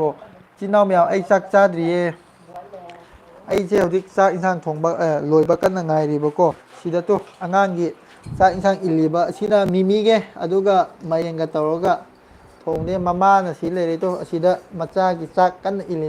มาสิทบักยามพาบะให้ไปตายเลยก็ไอ้เนี่ยยามชีบะมาสิทบักเช่ยามพาบะก็แต่อีกครั้งเดียวก็ทบักยามพาบะอะไรก็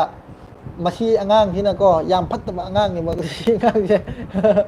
ยามนี่ไงกันบะอ่างยามพัดตะบะอ่างนี่มันก็ชี้อะพอกี่ตัวเนี่ยไอ้เนี่ยที่ไอ้รุมนั้นหนุ่งหายไปครั้งเดียวก็ชี้ได้เพื่อมูเอียงใช่ปะก็กาได้เพื่อมูเอียงใช่ไหมบรูซกับบุยให้ปะก็นังกายในแต่เจนฮักเอซ้ำๆนะอามาตอนนี้เจนเนชาลาวเดเอาชาลาปันเนี่ยบรูซกับไปไอ้ซิมซอยชาลาปันเนี่ยอิรันดาคุมันมุกบางตัวโอซิมซอยเนี่ยตัวเกชินน้ามียามก็ให้ยังใช้ไอ้มุกบางวิดีโอถ้าเกิดปังอันนั้นบ้างสินุ่งยางใช้ไอ้หน้าคนนั้นก็วิดีโอเอามาอิดิตตัวว่ามาทำได้ชินน้ามียามมาทำใช้ทุกอย่างมาติ๊กจังไงบอกก็เชื่อมาทำได้อดุนันเนี่ยมียามมุกน้ำประการเนี่ยนุ่มินี่มุกอดุมาจังเนี่ยบอกนุ่มินี่มุกเชื่อมาจังเนี่ยค่อยนะมุกก็เห็นนะคนนั้นก็นะนุ่มิอามาขายมุกอดุกี้ถ้าเกิดปังมาทำใช่ทุกอย่างมาติ๊กคุยบอกว่าวิดีโออามาได้ GB ใช่ยามเบรให้บ้างทำได้15 17 GB ดูไม่เนี่ยยาวๆบอกว่าอดุถ้าเกิดปังไงบ้างทำได้ปุ่งอันนี้มุกปุ่งอาหุมุกอดุไม่เนี่ยจังเนี่ยบอกว่าแต่กี้คอมบัตตกโทรศัพท์ปกี้โฟนนั่งอ่างแต่ไอ้อดุซีนเนี่ยบอกว่าอดุน่ะมาทำด้วยยามเราบ้าให้แต่เลยedit จูโฟนนะตัวเนี่ยอดูชูคัมบัตจูedit 15 GB 16 GB 20 GB ยาวชิยาวเวอดูกุมบะมียามโดคัมบัตตัวโทรไอ้เนี่ยบอกว่าอดูตัวโทรปนีนะมาทำสิอดูเก็บมาติเราเวอดีกี้ edit ตัวเราก็มาทำมาจูอ่ะช่วยกี่บะมียามให้ดีช่วยกี่บะมียามให้ดีอ่ะสร้างบะอ่ะคนยังไงแล้วก็เลยไปมาตั้งอดูกุมจะทีแล้วก็ทีแล้วก็ลกทกตัวเนี่ยบอกว่าอดูลกทกป้อมทำนะโรงงานมาข้างเอาเดี๋ยวมีวิดีโอ edit ตัวป้อมทำนะในไอโทสิ่งเขาปุ่มไม่เด next month ขอช่วยมักนามุกบางขัดนาขังมุกบางขัดนาขังสปอนเซอร์สุโลปันเททงกูฮักที่ได้1995ช่วยมานะทงกูฮักที่อตงอาจำ Instagram ป่าเป๋าเผาหวังเขาว่าก้มเป๋าเผาหน้าสัมก็ปริยาดูกูนี่ลำก็สกายเหมือนกันCR 7อตาวชาบโดยอตาวชาบเดี๋ยวนี้เช็ดให้CR 7นี่อยู่นี่สิงปูปานใหม่ฮัลโหลจางกังมาอันนี้ร่วงใหม่ตูบัมซีกรัมไม่โทยันตาคงใหม่ยันตาคงใหม่ทินาเทไอนี่กุมเดร่วงใหม่กระบังร่วงใหม่กันบังไม่ละกำไม่กำมักมาเกอินฟ้าเขาบัมไม่ตัดกิ้งปัดชิมาประเดี๋ยวมาเนี่ยบอกว่าชาวที่เชียงรายทำได้ค่อยที่ ꯑꯩꯈꯣꯏꯒꯤ ꯂꯣꯟꯁꯨꯀꯣ ꯆꯤꯡꯗ ꯂꯩꯕꯁꯤꯡꯅ ꯑꯩꯈꯣꯏ ꯏꯆꯤꯟ ꯏꯅꯥꯎ ꯆꯤꯡꯗ ꯂꯩꯕꯁꯤꯡꯅ ꯉꯥꯡꯕ ꯂꯣꯟꯁꯦ ꯑꯩꯈꯣꯏ ꯃꯨꯟꯅ ꯇꯥꯕ ꯃꯇꯝꯗ ꯑꯩꯈꯣꯏ ꯃꯨꯟꯅ ꯇꯥꯗꯔꯤ ꯃꯣꯏꯅ ꯊꯨꯅ ꯉꯥꯡꯉꯛꯄ ꯃꯇꯝꯗ ꯑꯩꯈꯣꯏ ꯒ꯭ꯌꯥꯟ ꯂꯧꯁꯤꯟꯕ ꯈꯔ ꯋꯥꯏꯑꯦꯕꯀꯣ ꯑꯗꯨꯒ ꯑꯩꯈꯣꯏ ꯇꯝꯗ ꯂꯩꯕ ꯏꯆꯤꯟ ꯏꯅꯥꯎꯅ ꯑꯃꯨꯛ ꯉꯥꯡꯕ ꯃꯇꯝꯗ ꯑꯩꯈꯣꯏ ꯂꯣꯟꯁꯦꯀꯣ ꯆꯤꯡꯗ ꯂꯩꯕꯁꯤꯡꯅ ꯑꯃꯨꯛ ꯇꯥꯕꯗ ꯈꯔ ꯑꯃꯨꯛ ꯋꯥꯠꯂꯦꯕ ꯂꯣꯟꯁꯦ ꯈꯔ ꯈꯦꯠꯅꯕ ꯍꯥꯏꯕ ꯇꯥꯔꯦꯀꯣ ꯑꯩꯈꯣꯏ ꯃꯩꯇꯩꯂꯣꯟꯗꯁꯨ ꯑꯩꯈꯣꯏ ꯏꯆꯤꯟ ꯏꯅꯥꯎ ꯃꯩꯇꯩꯂꯣꯟꯗꯁꯨ ꯀꯩ ꯍꯥꯏꯇꯥꯔꯦ ꯂꯣꯟ ꯈꯣꯏꯕ ꯂꯩꯅꯀꯣ ꯑꯩꯈꯣꯏꯒꯤ ꯀꯛꯆꯤꯡ ꯃꯔꯣꯟꯒꯨꯝꯕꯁꯨ ꯑꯩꯈꯣꯏ ꯁꯤꯗ ꯉꯥꯡꯅꯕꯒ ꯃꯥꯟꯅꯗꯦꯅꯀꯣ ꯑꯗꯨꯃꯥꯏꯅ ꯇꯧꯕꯖꯥꯠꯅꯤ ꯂꯣꯟꯁꯦ ꯃꯥꯟꯅꯗꯦꯕꯀꯣ ꯑꯗꯒꯤ ꯈꯔ ꯑꯃꯅ ꯆꯤꯡꯗ ꯂꯩꯔꯤꯕ ꯂꯣꯟꯗꯨꯅ ꯄꯨꯔꯥ ꯑꯁꯦꯡꯕꯅꯤ ꯑꯃꯨꯛ ꯍꯥꯏ ꯑꯩꯈꯣꯏ ꯁꯤꯗꯅ ꯑꯃꯨꯛ ꯀꯩꯅꯣ ꯇꯧꯕꯅꯤꯅ ꯍꯥꯏꯌꯦꯕꯀꯣ ꯒ꯭ꯌꯥꯟ ꯃꯦꯟ ꯇꯥꯗꯦ ꯃꯌꯥꯝ ꯑꯃꯅ ꯑꯃꯅ ꯑꯃ ꯑꯩꯒꯤ ꯃꯣꯠꯇꯤ ꯏꯆꯝ ꯆꯝꯅ ꯁꯨꯝ ꯂꯩꯕꯀꯣ ꯀ꯭ꯋꯥꯂꯤꯇꯤ ꯈꯔ ꯁꯦꯡꯕ ꯋꯥꯠꯂꯤ ꯇꯥꯃꯣ ꯀ꯭ꯋꯥꯂꯤꯇꯤꯗꯤꯁꯤ ꯇꯥꯃꯣ ꯈꯪꯗ꯭ꯔꯦꯅꯦ ꯇꯧꯔꯤꯁꯤ ꯀꯦꯃꯦꯔꯥ ꯑꯩꯒꯤ ꯁꯤꯗꯗꯤꯀꯣ ꯈꯔ ꯑꯗꯨꯝ ꯁꯦꯡꯉꯦꯕꯀꯣ ꯃꯁꯤ ꯅꯦꯠꯒꯤ ꯄ꯭ꯔꯣꯕ꯭ꯂꯦꯝ ꯑꯣꯏꯗꯣꯏꯔꯥ ꯒ꯭ꯌꯥꯟ ꯇꯥꯗ꯭ꯔꯦꯅꯦ ꯐꯣꯟꯅ ꯑꯣꯏꯗꯣꯏꯔꯥ ꯑꯩ ꯀ꯭ꯋꯥꯂꯤꯇꯤ ꯁꯦꯝꯕꯒꯤꯁꯦ ꯅꯦꯠꯇꯗꯤ ꯍꯥꯏꯐꯦꯠꯇꯤ ꯌꯦꯡꯕꯅꯦꯕꯀꯣ ꯑꯗꯨ ꯐꯪꯗꯕ ꯍꯥꯏꯇꯥꯔꯦꯅꯦ ꯆꯦꯠ ꯐꯤꯜꯇꯔ ꯇꯨ ꯃꯦꯁꯦꯖꯅ ꯑꯁꯤ ꯀꯩꯅꯣꯁꯦ ꯐꯤꯜꯇꯔꯒ ꯍꯥꯞꯄ ꯌꯥꯕꯖꯥꯠꯅꯤꯅꯦ ꯑꯁꯤ ꯂꯥꯏꯐꯁꯦꯀꯣ ꯏꯗꯤꯠꯀꯤꯒ ꯁꯨꯃꯥꯏꯅꯒ ꯁꯨꯃꯥꯏꯅꯒ ꯍꯥꯞꯄ ꯌꯥꯕꯖꯥꯠꯅꯤꯅꯦ ꯑꯗꯨꯒ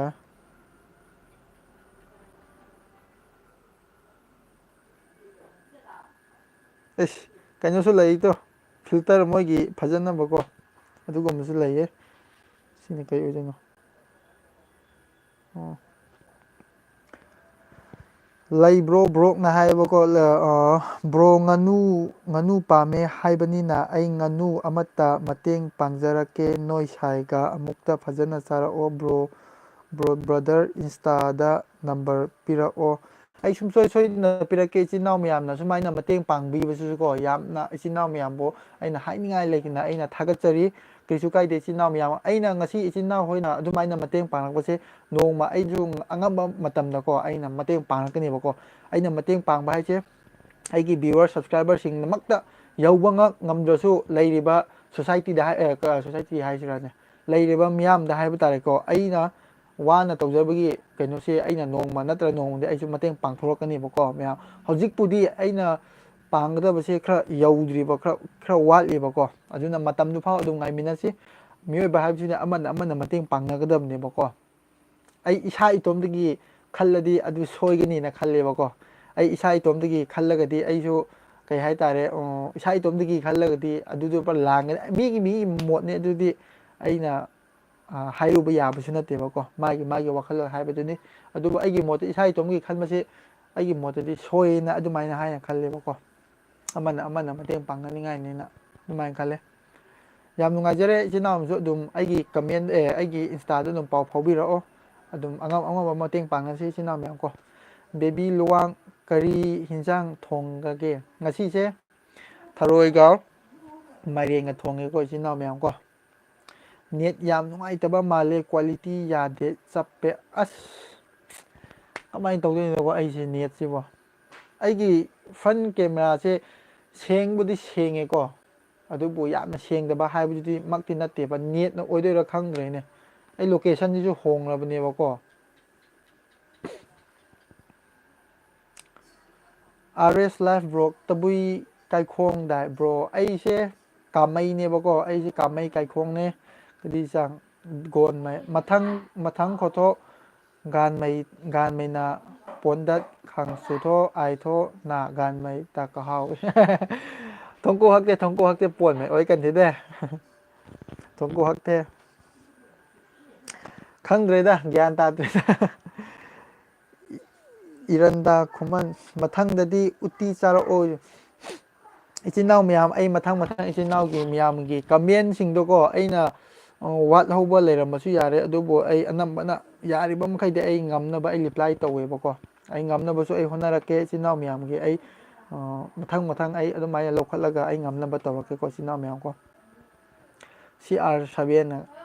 ꯀꯞ ꯃꯥꯡ ꯁꯣ ꯁꯥ ꯃꯩꯇꯣꯏ ꯑꯇꯥꯎ ꯁꯣ ꯁꯥꯄꯥ ꯑꯩꯁ ꯍꯧꯖꯤꯛꯁꯦ ꯑꯩꯒ ꯍꯧꯖꯤꯛꯕꯨ ꯀꯃꯥꯏꯅ ꯀꯞꯇꯣꯏꯅꯣꯅꯦ ꯍꯧꯖꯤꯛꯇꯤ ꯍꯩꯔꯣꯏꯍꯦ ꯑꯪꯁꯤꯜ ꯗꯥꯡ ꯁꯋꯥ ꯍꯥꯏꯕꯀꯣ ꯁꯦꯡꯕ ꯋꯥꯠꯂꯦ ꯂꯥꯏꯐꯁꯤꯅ ꯍꯥꯏ ꯑꯩꯒꯤ ꯂꯥꯏꯐꯁꯤ ꯁꯦꯡꯕ ꯋꯥꯠꯂꯦꯅ ꯑꯗꯨꯝ ꯍꯥꯏ ꯑꯩꯒꯤ ꯅꯦꯠꯅ ꯑꯣꯏꯗꯣꯏꯔꯣ ꯑꯩꯁꯤ ꯌꯦꯡꯉꯣ ꯄꯨꯔꯥ ꯂꯥꯏꯠ ꯃꯄꯥ ꯀꯦꯃꯦꯔꯥꯁꯦ ꯄꯨꯔꯥ ꯁꯤ ꯁꯦꯡꯗꯤ ꯁꯦꯡꯉꯦꯕꯀꯣ ꯅꯦꯠꯅ ꯑꯣꯏꯗꯣꯏꯔꯥ ꯃꯌꯥꯝ ꯒ꯭ꯌꯥꯟ ꯇꯥꯗ꯭ꯔꯦꯅꯦ ꯁꯝꯁꯤꯁꯨ ꯕꯤꯕꯨꯂꯥ ꯆꯨꯕ ꯃꯤ ꯃꯥꯜꯂꯦ ꯀꯛꯇꯔꯗꯤ ꯌꯥꯔꯔꯣꯏ ꯀꯔꯤ ꯆꯥꯡ ꯒꯣꯟꯃꯩ ꯇꯠꯇꯨ ꯔꯧꯒꯩ ꯍꯛꯂꯧ ꯂꯧꯒꯩ ꯍꯛ ꯂꯧ ꯇꯦꯇꯨ ꯂꯧꯒꯩꯔꯥꯛ ꯂꯧꯗꯦ ꯍꯥꯏꯔꯦ ꯑꯩꯒꯤ ꯇꯦꯠꯇꯨꯁꯦ ꯇꯦꯇꯨꯁꯦ ꯍꯥꯟꯅ ꯍꯛꯑꯝꯕꯅꯦꯕꯀꯣ ꯊꯥꯏꯅꯀꯣ ꯍꯧꯖꯤꯛꯇꯤ ꯑꯩ ꯈꯪꯗꯦꯅꯦ ꯁꯤ ꯑꯩꯅ ꯄꯥꯝꯃꯒ ꯍꯛꯈꯤꯅꯦꯕꯀꯣ ꯃꯌꯥꯝꯅꯀꯣ ꯃꯌꯥꯝꯅ ꯍꯩꯅꯗꯕ ꯂꯩꯔꯝꯕꯁꯨ ꯌꯥꯔꯦ ꯖꯥꯡꯒꯥꯡꯃꯩ ꯑꯆꯥꯏ ꯅꯪ ꯀꯨꯝꯍꯩ ꯀꯤꯕꯤꯌꯨ ꯂꯩꯀꯥꯏ ꯈꯧ ꯆꯥꯕꯝꯃꯩ ꯑꯆꯥꯏ ꯅꯪꯒꯨꯝꯃꯩ ꯀꯤꯕꯤꯌꯨ ꯂꯩꯀꯥꯏ ꯈꯧ ꯆꯥꯕꯝꯃꯩ ꯖꯥꯡꯒꯥꯡꯃꯩ ꯑꯥꯏ ꯒ꯭ꯌꯥꯟ ꯇꯥꯗꯦꯡ ꯃꯈꯩ ꯇꯨꯕꯨ ꯁꯥꯇꯤꯟꯁꯨꯅꯤ ꯑꯆꯥꯏ ꯅꯪ ꯀꯨꯝꯃꯩꯀꯤ ꯕꯤꯌꯨ ꯂꯩꯀꯥꯏ ꯈꯧ ꯆꯥꯕꯝꯃꯩ ꯍꯥꯇꯦꯟꯅꯅꯤ ꯑꯥꯏ ꯒ꯭ꯌꯥꯟ ꯇꯥꯖꯩ ꯐꯨꯜ ꯁꯞꯄꯣꯔꯠ ꯑꯩꯈꯣꯏꯗꯤ ꯊꯥꯒꯠꯆꯔꯤ ꯏꯆꯤꯟ ꯏꯅꯥꯎꯕꯨꯀꯣ ꯏꯔꯟꯗ ꯈꯨꯃꯟꯕꯨ ꯍꯥꯏꯅꯤꯡꯉꯥꯏ ꯂꯩꯇꯅ ꯊꯥꯒꯠꯆꯔꯤ 1995 ꯅꯪ ꯇꯀꯣ ꯅꯪ ꯇ ꯑꯀꯨꯝ ꯀꯟꯇꯦꯛꯁꯨ ꯈꯪꯆꯣ ꯑꯩꯒꯤ ꯀꯟꯇꯦꯛ ꯍꯥꯏꯕ ꯃꯇꯝꯗꯀꯣ ꯑꯩꯒꯤ ꯌꯨꯇꯨꯕꯇ ꯑꯩꯒꯤ ꯄ꯭ꯔꯣꯐꯥꯏꯜꯗ ꯆꯪꯉꯨꯕꯀꯣ ꯄ꯭ꯔꯣꯐꯥꯏꯜꯗ ꯆꯪꯕ ꯃꯇꯝꯗ ꯗꯤꯁꯀ꯭ꯔꯤꯞꯁꯟꯒꯤꯒ ꯑꯩꯈꯣꯏ ꯊꯝꯕꯒꯤ ꯃꯐꯝ ꯑꯃ ꯂꯩꯔꯝꯅꯦꯕꯀꯣ ꯑꯩꯒꯤ ꯄ꯭ꯔꯣꯐꯥꯏꯜꯒꯤ ꯃꯈꯥ ꯏꯟꯐꯣ ꯍꯥꯏꯕ ꯇꯥꯔꯦꯅꯦ ꯑꯗꯨꯗ ꯏꯟꯁꯇꯥꯒ꯭ꯔꯥꯝꯒꯤ ꯂꯤꯡꯁꯨ ꯍꯥꯞꯄꯅꯤ ꯑꯗꯨꯒ ꯐꯦꯁꯕꯨꯛꯀꯤ ꯂꯤꯡꯁꯨ ꯍꯥꯞꯄꯦꯕꯀꯣ ꯑꯗꯨꯗ ꯑꯗꯨꯝ ꯆꯪꯕꯤꯔꯣꯕꯀꯣ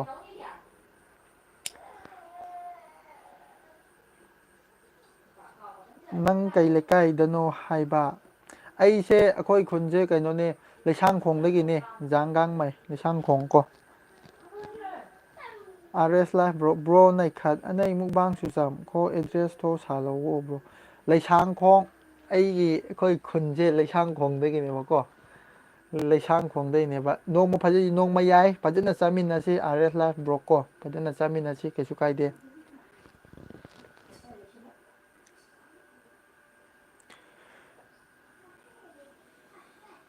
ꯑꯩꯒꯤ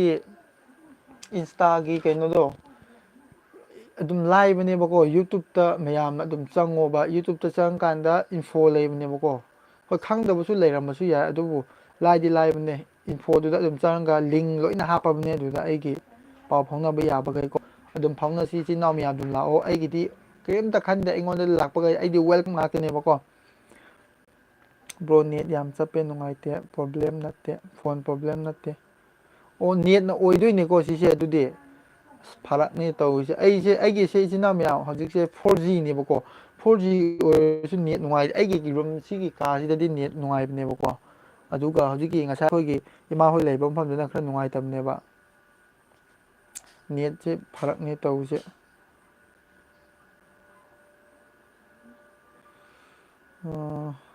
ꯊꯥꯡꯃꯩ ꯀꯥꯡꯁꯣꯡ ꯏꯕꯨꯡꯉꯣ ꯅꯪ ꯀꯔꯤꯒꯤ ꯑꯩꯒꯤ ꯀꯃꯦꯟ ꯄꯥꯗ꯭ꯔꯤꯅꯣ ꯍꯥꯏꯕꯀꯣ ꯊꯥꯡꯃꯤ ꯀꯁꯨꯡ ꯍꯥꯏꯕꯀꯣ ꯏꯆꯤꯟ ꯏꯅꯥꯎ ꯃꯌꯥꯝ ꯑꯩ ꯎꯍꯧꯗ꯭ꯔꯦꯅꯦ ꯏꯆꯤꯟ ꯏꯅꯥꯎ ꯃꯌꯥꯝ ꯑꯩ ꯎꯍꯧꯗ꯭ꯔꯦꯕꯀꯣ ꯁꯥꯎꯕꯤꯒꯅꯨꯀꯣ ꯀꯃꯦꯟꯗꯣꯀꯣ ꯊꯥꯡꯃꯤ ꯀꯁꯨꯡꯁꯦ ꯁꯥꯎꯕꯤꯒꯅꯨꯀꯣ ꯑꯩ ꯎꯍꯧꯗ꯭ꯔꯦ ꯇꯁꯦꯡꯅ ꯑꯩ ꯎꯍꯧꯗꯕꯅꯦꯀꯣ keep you free bro net ꯌꯥꯝ ꯆꯞꯄꯦ ꯅꯨꯡꯉꯥꯏꯇꯦ ꯐꯣꯟ ꯄ꯭ꯔꯣꯕ꯭ꯂꯦꯝ ꯅꯠꯇꯦꯅ ꯍꯥꯏ ꯉꯁꯥꯏꯗꯨꯅꯤꯀꯣ ꯆꯨꯟꯇꯤꯒꯥꯡꯃꯩ ꯍꯥꯏꯕꯀꯣ ꯑꯈꯧꯊꯣ ꯍꯧꯊꯟꯗꯦ ꯀꯗꯦꯡ ꯈꯨꯔꯨꯏ ꯅꯦꯠ ꯁꯤꯃꯥꯏ ꯇꯤꯅꯈꯣꯟꯊꯦ ꯒꯥꯟꯒꯥꯏꯊꯦ ꯒ꯭ꯌꯥꯟ ꯇꯥꯗ꯭ꯔꯦ ꯃꯤ ꯑꯃꯗꯗꯤ ꯁꯦꯡꯅ ꯎꯏꯅ ꯍꯥꯏꯕꯀꯣ ꯑꯗꯨꯕꯨ ꯑꯃꯗꯨꯅ ꯑꯃꯨꯛ ꯁꯦꯡꯅ ꯎꯗꯦꯅ ꯑꯃꯨꯛ ꯍꯥꯏꯌꯦꯕꯀꯣ ꯑꯩ ꯒ꯭ꯌꯥꯟ ꯇꯥꯗ꯭ꯔꯦ ꯆꯨꯟꯇꯤ ꯒꯥꯡꯃꯩꯅ ꯍꯥꯏꯁꯦ ꯃꯉꯣꯟꯗꯗꯤ ꯁꯦꯡꯅ ꯎꯏꯅ ꯍꯥꯏꯌꯦꯕꯀꯣ ꯒꯥꯏꯃꯜꯂꯨ ꯄꯥꯟꯅ ꯒꯥꯏꯔꯤꯝ ꯇꯀꯦꯟ ꯂꯥꯏꯐ ꯇꯤꯀꯖꯥꯋꯣ ꯕ꯭ꯔꯣ ꯒꯥꯏꯔꯤꯝꯁꯦ ꯆꯥꯛ ꯏꯟꯁꯥꯡ ꯀꯟꯅ ꯑꯉꯥꯡꯒꯤ ꯆꯥꯛ ꯀꯟꯅ ꯏꯜꯂꯤꯕꯀꯣ ꯍꯧꯖꯤꯛꯁꯦ ꯑꯗꯨꯅꯅꯦꯕ ꯃꯥ ꯈꯔ ꯊꯕꯛ ꯈꯔ ꯆꯤꯜꯂꯦꯕꯀꯣ ꯉꯁꯥꯏ ꯑꯩ ꯎꯕꯨꯗꯤ ꯎꯍꯟꯈ꯭ꯔꯕꯅꯦꯕꯀꯣ ꯍꯧꯖꯤꯛꯁꯦ ꯃꯥꯁꯦ ꯍꯧꯖꯤꯛꯁꯦ ꯇꯣ ꯁꯤꯗ ꯂꯩꯌꯦꯕꯀꯣ ꯃꯕꯥꯅꯤꯁꯦ ꯑꯩꯒꯤ ꯑꯐꯥꯎꯕꯤ ꯑꯩꯒꯤ ꯏꯃꯥꯁꯤ ꯂꯩꯔꯦ ꯑꯁꯤꯗ ꯒꯥꯏꯔꯦꯝ ꯂꯩꯔꯦꯗꯣ ꯃꯥꯅ ꯑꯉꯥꯡꯒꯤ ꯆꯥꯛ ꯀꯟꯅ ꯏꯜꯂꯤꯕꯀꯣ ꯏꯔꯦ ꯈꯟꯖꯥꯔꯗꯣꯏꯁꯦ ꯑꯝꯇ ꯌꯦꯡꯉꯨꯁꯦ ꯑꯁ ꯑꯩꯒꯤ ꯒꯥꯔꯤꯝꯁꯦꯀꯣ ꯄꯥꯟꯗꯦ ꯑꯩꯁ ꯄꯜꯂ ꯂꯩꯔꯤꯅꯦ ꯆꯥꯛ ꯏꯜꯂꯤꯇꯣ ꯑꯩꯒꯤ ꯑꯩꯒꯤ ꯒꯥꯏꯔꯦꯝꯁꯦꯀꯣ ꯃꯌꯥꯝꯅꯀꯣ ꯁꯤꯁꯦ ꯈꯔꯗꯤ ꯊꯣꯛꯄꯒꯨꯝꯗꯤ ꯇꯧꯋꯦꯕꯀꯣ ꯑꯗꯨꯕꯨ ꯈꯪꯗꯦꯗ ꯃꯌꯥꯡꯁꯦ ꯆꯥꯕꯅ ꯆꯥꯔꯤꯕ ꯀꯪꯅ ꯀꯪꯂꯤꯕ ꯅꯪꯁꯦ ꯌꯥꯗ꯭ꯔꯦꯅꯦ ꯌꯦꯡꯉꯣꯅꯦ ꯁꯣꯝꯗ ꯌꯦꯡꯉꯣ ꯆꯥꯅ ꯆꯥꯔꯤꯕ ꯃꯌꯥꯡꯅ ꯀꯪꯉꯤꯕ ꯃꯌꯥꯝꯅꯗꯤ ꯑꯩꯕꯨ ꯄꯤꯖꯗ꯭ꯔꯕ ꯃꯥꯜꯂꯦꯅ ꯈꯜꯂꯝꯕ ꯌꯥꯏꯑꯕꯀꯣ ꯀꯗꯥꯏꯗꯒꯤ ꯃꯥꯅ ꯁꯨꯝꯕ ꯆꯥꯔꯤꯁꯤ ꯏꯁ ꯈꯪꯗꯕꯩꯅꯦ ꯃꯌꯥꯝꯅ ꯃꯤꯃꯤ ꯈꯤꯇ ꯆꯥꯒꯦ ꯍꯥ ꯑꯣ ꯁꯤꯒꯤ ꯑꯩꯈꯣꯏ ꯏꯃꯥꯕꯨꯗꯤ ꯌꯥꯝꯅ ꯆꯥꯗꯦꯕꯀꯣ ꯃꯥꯗꯤꯀꯣ ꯌꯥꯝꯅ ꯆꯥꯒꯟꯗꯦ ꯑꯩꯈꯣꯏ ꯃꯥꯗꯤꯀꯣ ꯃꯌꯥꯡ ꯈꯔ ꯀꯪꯉꯦ ꯍꯥꯏꯕꯗꯣ ꯀꯪꯗꯕꯅꯤꯕꯀꯣ ꯑꯁꯤꯒꯤ ꯃꯀꯣꯛꯁꯦ ꯑꯁꯋꯥꯏꯁꯦ ꯈꯔ ꯆꯞꯄꯒꯤꯅꯦꯕꯀꯣ ꯑꯗꯨꯒ ꯁꯤꯒ ꯃꯃꯥꯏ ꯈꯛꯇꯅꯦ ꯃꯥ ꯀꯪꯉꯤꯁꯦ ꯑꯇꯩ ꯃꯈꯨꯠꯀꯗꯤ ꯌꯦꯡꯉꯨ ꯆꯥꯎꯕꯅꯦꯕꯀꯣ ꯃꯌꯥꯝꯗꯣ ꯁꯤꯕꯨ ꯃꯌꯥꯡ ꯀꯪꯉꯦ ꯍꯥꯏꯕ꯭ꯔꯅꯦ ꯍꯥꯏꯕ ꯌꯥꯕ꯭ꯔꯥ ꯑꯩꯒ ꯆꯞ ꯃꯥꯟꯅꯕꯅꯦꯕꯗꯣ ꯑꯩꯒ ꯃꯥꯟꯅꯕꯅꯤꯗꯣ ꯃꯈꯣꯛꯀꯗꯤ ꯆꯥꯎꯕꯅꯦꯕ ꯃꯥꯁꯦ ꯍꯧꯖꯤꯛꯁꯦ ꯀꯟꯅ ꯀꯩꯅꯣ ꯇꯧꯔꯤꯌꯦ ꯑꯉꯥꯡꯒꯤꯀꯣ ꯆꯥꯛ ꯏꯟꯁꯥꯡ ꯏꯜꯂꯤ ꯃꯌꯥꯝ ꯒꯃꯜꯂꯨꯒ ꯔꯣꯁꯅꯤ ꯂꯨꯋꯥꯡ ꯇꯟ ꯆꯥꯕꯤꯔꯛꯑꯣ ꯍꯥꯏꯔꯒ ꯁꯨꯛꯆꯥ ꯆꯥꯕꯤꯔꯛꯇꯦꯕ꯭ꯔꯣ ꯇꯟꯅꯤꯀꯣ ꯃꯨꯛꯕꯥꯡꯁꯦ ꯃꯌꯥꯝ ꯑꯩ ꯇꯟ ꯍꯣꯏ ꯑꯩ ꯆꯥꯔꯛꯀꯦ ꯑꯩ ꯁꯨꯡꯁꯣꯏ ꯁꯣꯏꯗꯅ ꯆꯥꯔꯛꯀꯦꯀꯣ ꯅꯣꯡꯃ ꯃꯇꯥꯡ ꯆꯥꯕ ꯃꯇꯝꯗ ꯑꯩ ꯁꯨꯡꯁꯣꯏ ꯁꯣꯏꯗꯅ ꯆꯥꯔꯛꯀꯦ ꯔꯣꯁꯅꯤ ꯂꯨꯋꯥꯡ ꯀꯣ ꯒꯥꯏꯃꯜꯂꯨ ꯄꯥꯟꯃꯩ there is no problem with the net net ꯑꯩ ꯀꯨꯝ ꯅꯨꯡꯉꯥꯏꯗꯦ ꯃꯤꯈꯩ ꯃꯤꯅ ꯀꯨꯝ ꯁꯥꯔꯛꯎꯗꯦ ꯑꯗꯨꯝ ꯀ꯭ꯋꯥꯂꯤꯇꯤ ꯑꯗꯨꯝ ꯁꯦꯡꯅ ꯎꯕ꯭ꯔꯣ ꯃꯌꯥꯝ ꯑꯗꯨꯝ ꯍꯥꯏꯕꯤꯌꯨ ꯕ꯭ꯔꯨꯁ ꯀꯕꯨꯏ ꯀꯥꯃꯩꯗꯥꯏꯖꯦꯟꯍꯛꯒꯦꯁꯨ ꯅꯪꯊꯣ ꯀꯥꯏꯅꯥ ꯗꯤꯊꯦ ꯅꯪ ꯈꯪ ꯐꯨꯜ ꯁꯞꯄꯣꯔꯠ ꯏꯊꯦ ꯊꯣꯡꯀꯨ ꯍꯛꯇꯦ ꯑꯩꯁꯦ ꯀꯥꯃꯩꯅꯦꯕꯀꯣ ꯑꯩꯈꯣꯏ ꯀꯥꯃꯩ ꯁꯥꯒꯩꯅꯦꯕꯀꯣ ꯊꯣꯡꯀꯨ ꯍꯛꯇꯦ ꯑꯕꯨꯡ ꯑꯗꯨꯒ ꯒꯥꯡꯃꯩꯅ ꯇꯥꯎꯔꯨꯏ ꯍꯧꯇꯣꯡꯗꯦ ꯑꯥꯏꯅꯤ ꯊꯪꯅꯤ ꯀꯁꯨꯡꯇ ꯌꯥꯡꯒ ꯇꯥꯎꯕꯤ ꯍꯧꯇꯣꯡꯗꯦ ꯑꯥꯏꯅꯤ ꯊꯦꯡꯃꯤ ꯀꯁꯨꯝ ꯖꯥꯡꯒꯥꯡ ꯃꯩ ꯍꯥꯏ ꯑꯕꯨꯡ ꯁꯥꯕꯅꯦ ꯑꯕꯨꯡꯉꯩ ꯊꯧꯔꯝꯃꯤꯁꯨ ꯂꯩꯕ꯭ꯔꯣ ꯕ꯭ꯔꯣ ꯑꯩ ꯏꯟꯁꯇꯥꯗ ꯂꯥꯛꯀꯦ ꯍꯌꯦꯡ ꯅꯝꯕꯔ ꯄꯤꯔꯛꯎ ꯍꯧꯖꯤꯛ ꯑꯗꯨꯝ ꯂꯥꯛꯑꯣ ꯍꯌꯦꯡ ꯅꯠꯇ꯭ꯔꯁꯨ ꯑꯩ ꯍꯧꯖꯤꯛ ꯂꯥꯏꯚ ꯍꯦꯛ ꯊꯥꯕ ꯂꯣꯏꯕꯒ ꯑꯩ ꯑꯗꯨꯝ ꯅꯝꯕꯔ ꯂꯣꯏꯅꯃꯛ ꯁꯤꯌꯔ ꯇꯧꯊꯣꯛꯀꯦꯕꯀꯣ ꯀꯩꯁꯨ ꯀꯥꯏꯗꯦꯕꯀꯣ ꯑꯗꯨꯝ ꯃꯤ ꯑꯩꯒꯤ ꯌꯨꯇ꯭ꯌꯨꯕꯇ ꯈꯪꯉꯒ ꯆꯪꯕꯈꯩꯗꯤ ꯑꯗꯨꯝ ꯂꯥꯛꯑꯦ ꯑꯩꯅ ꯑꯗꯨꯝ ꯅꯝꯕꯔ ꯂꯣꯏ ꯄꯤꯊꯣꯛꯑꯦꯕꯀꯣ ꯃꯣꯏꯒ ꯑꯗꯨꯝ ꯄꯥꯎ ꯑꯗꯨꯝ ꯐꯥꯎꯅꯩꯌꯦ ꯑꯩ ꯑꯗꯨꯝ ꯄꯤꯊꯣꯛꯄꯤꯒꯦ ꯀꯩꯁꯨ ꯀꯥꯏꯗꯦ ꯆꯨꯟ ꯊꯨꯏ ꯒꯣꯟꯃꯩꯅ ꯍꯥꯏꯕꯀꯣ ꯖꯦꯂꯪꯅ ꯊꯣꯡꯀꯨ ꯍꯛꯇꯤꯅꯦ ꯀꯒꯨꯟꯒꯥꯏꯃꯥꯏ ꯏꯟ ꯀꯔꯣꯟ ꯍꯤꯍꯤ ꯕꯥꯕꯤ ꯕꯕꯤꯌꯥꯁ ꯍꯥꯏꯕ꯭ꯔꯣ ꯕꯦꯕꯤꯌꯥꯁ ꯍꯥꯏꯕ ꯃꯥꯜꯂꯦꯀꯣ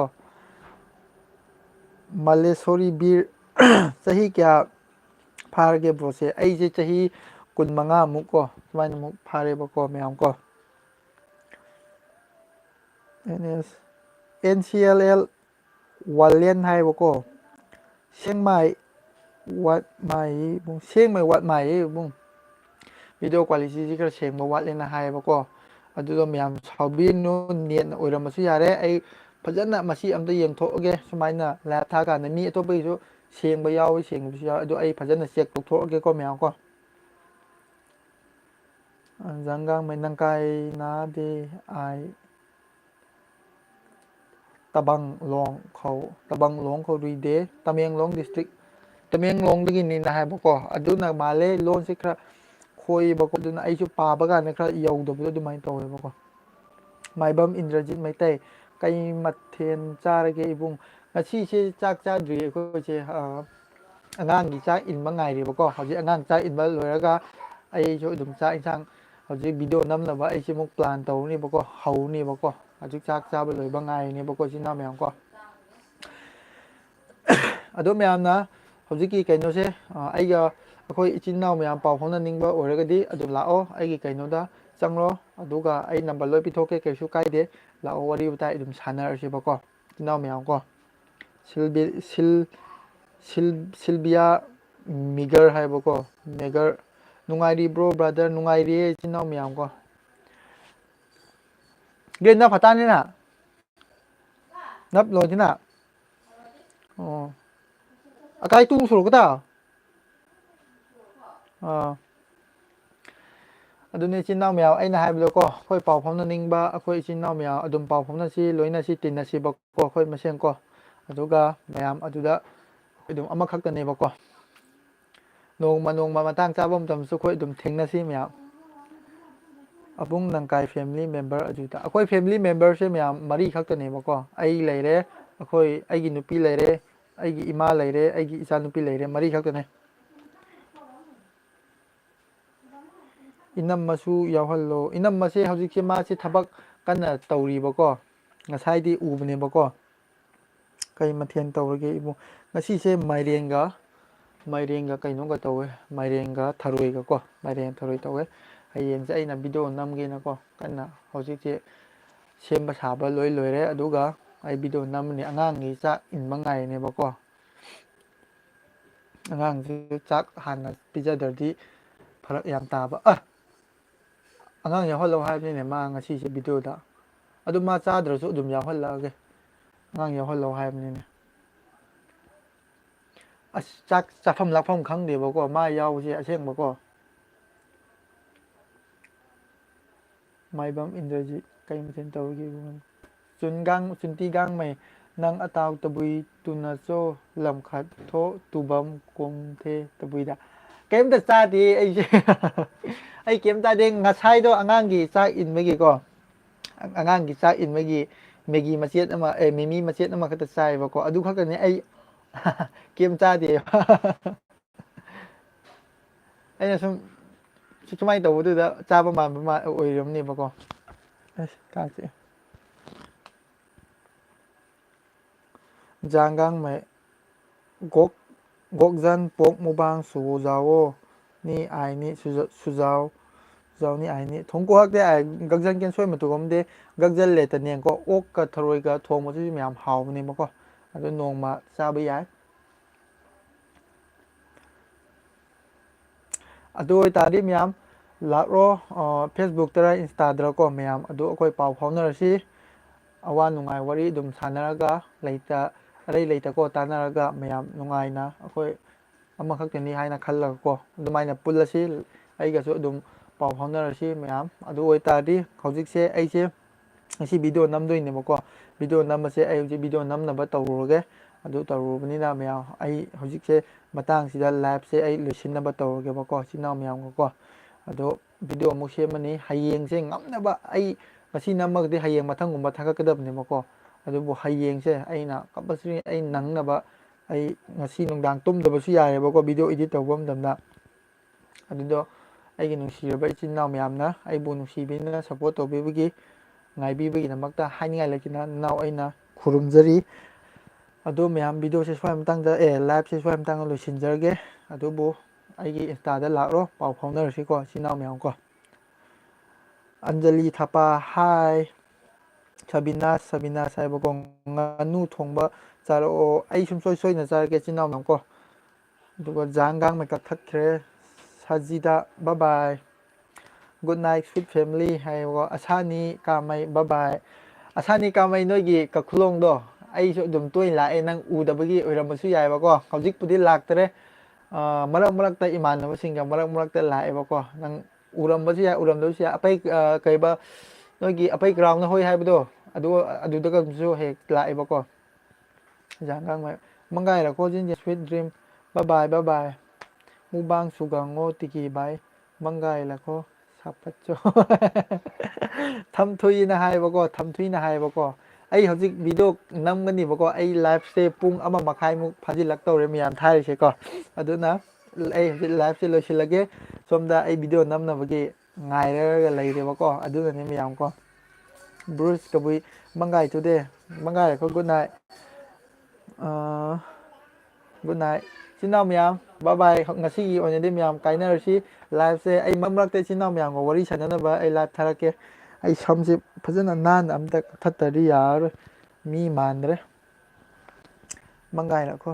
ꯕꯕꯥꯏ ꯊꯝꯊꯨꯏ ꯕꯕꯥꯏ ꯃꯌꯥꯝ ꯂꯣꯏꯁꯤꯜꯂꯁꯤꯀꯣ ꯑꯗꯨꯗꯤꯀꯣ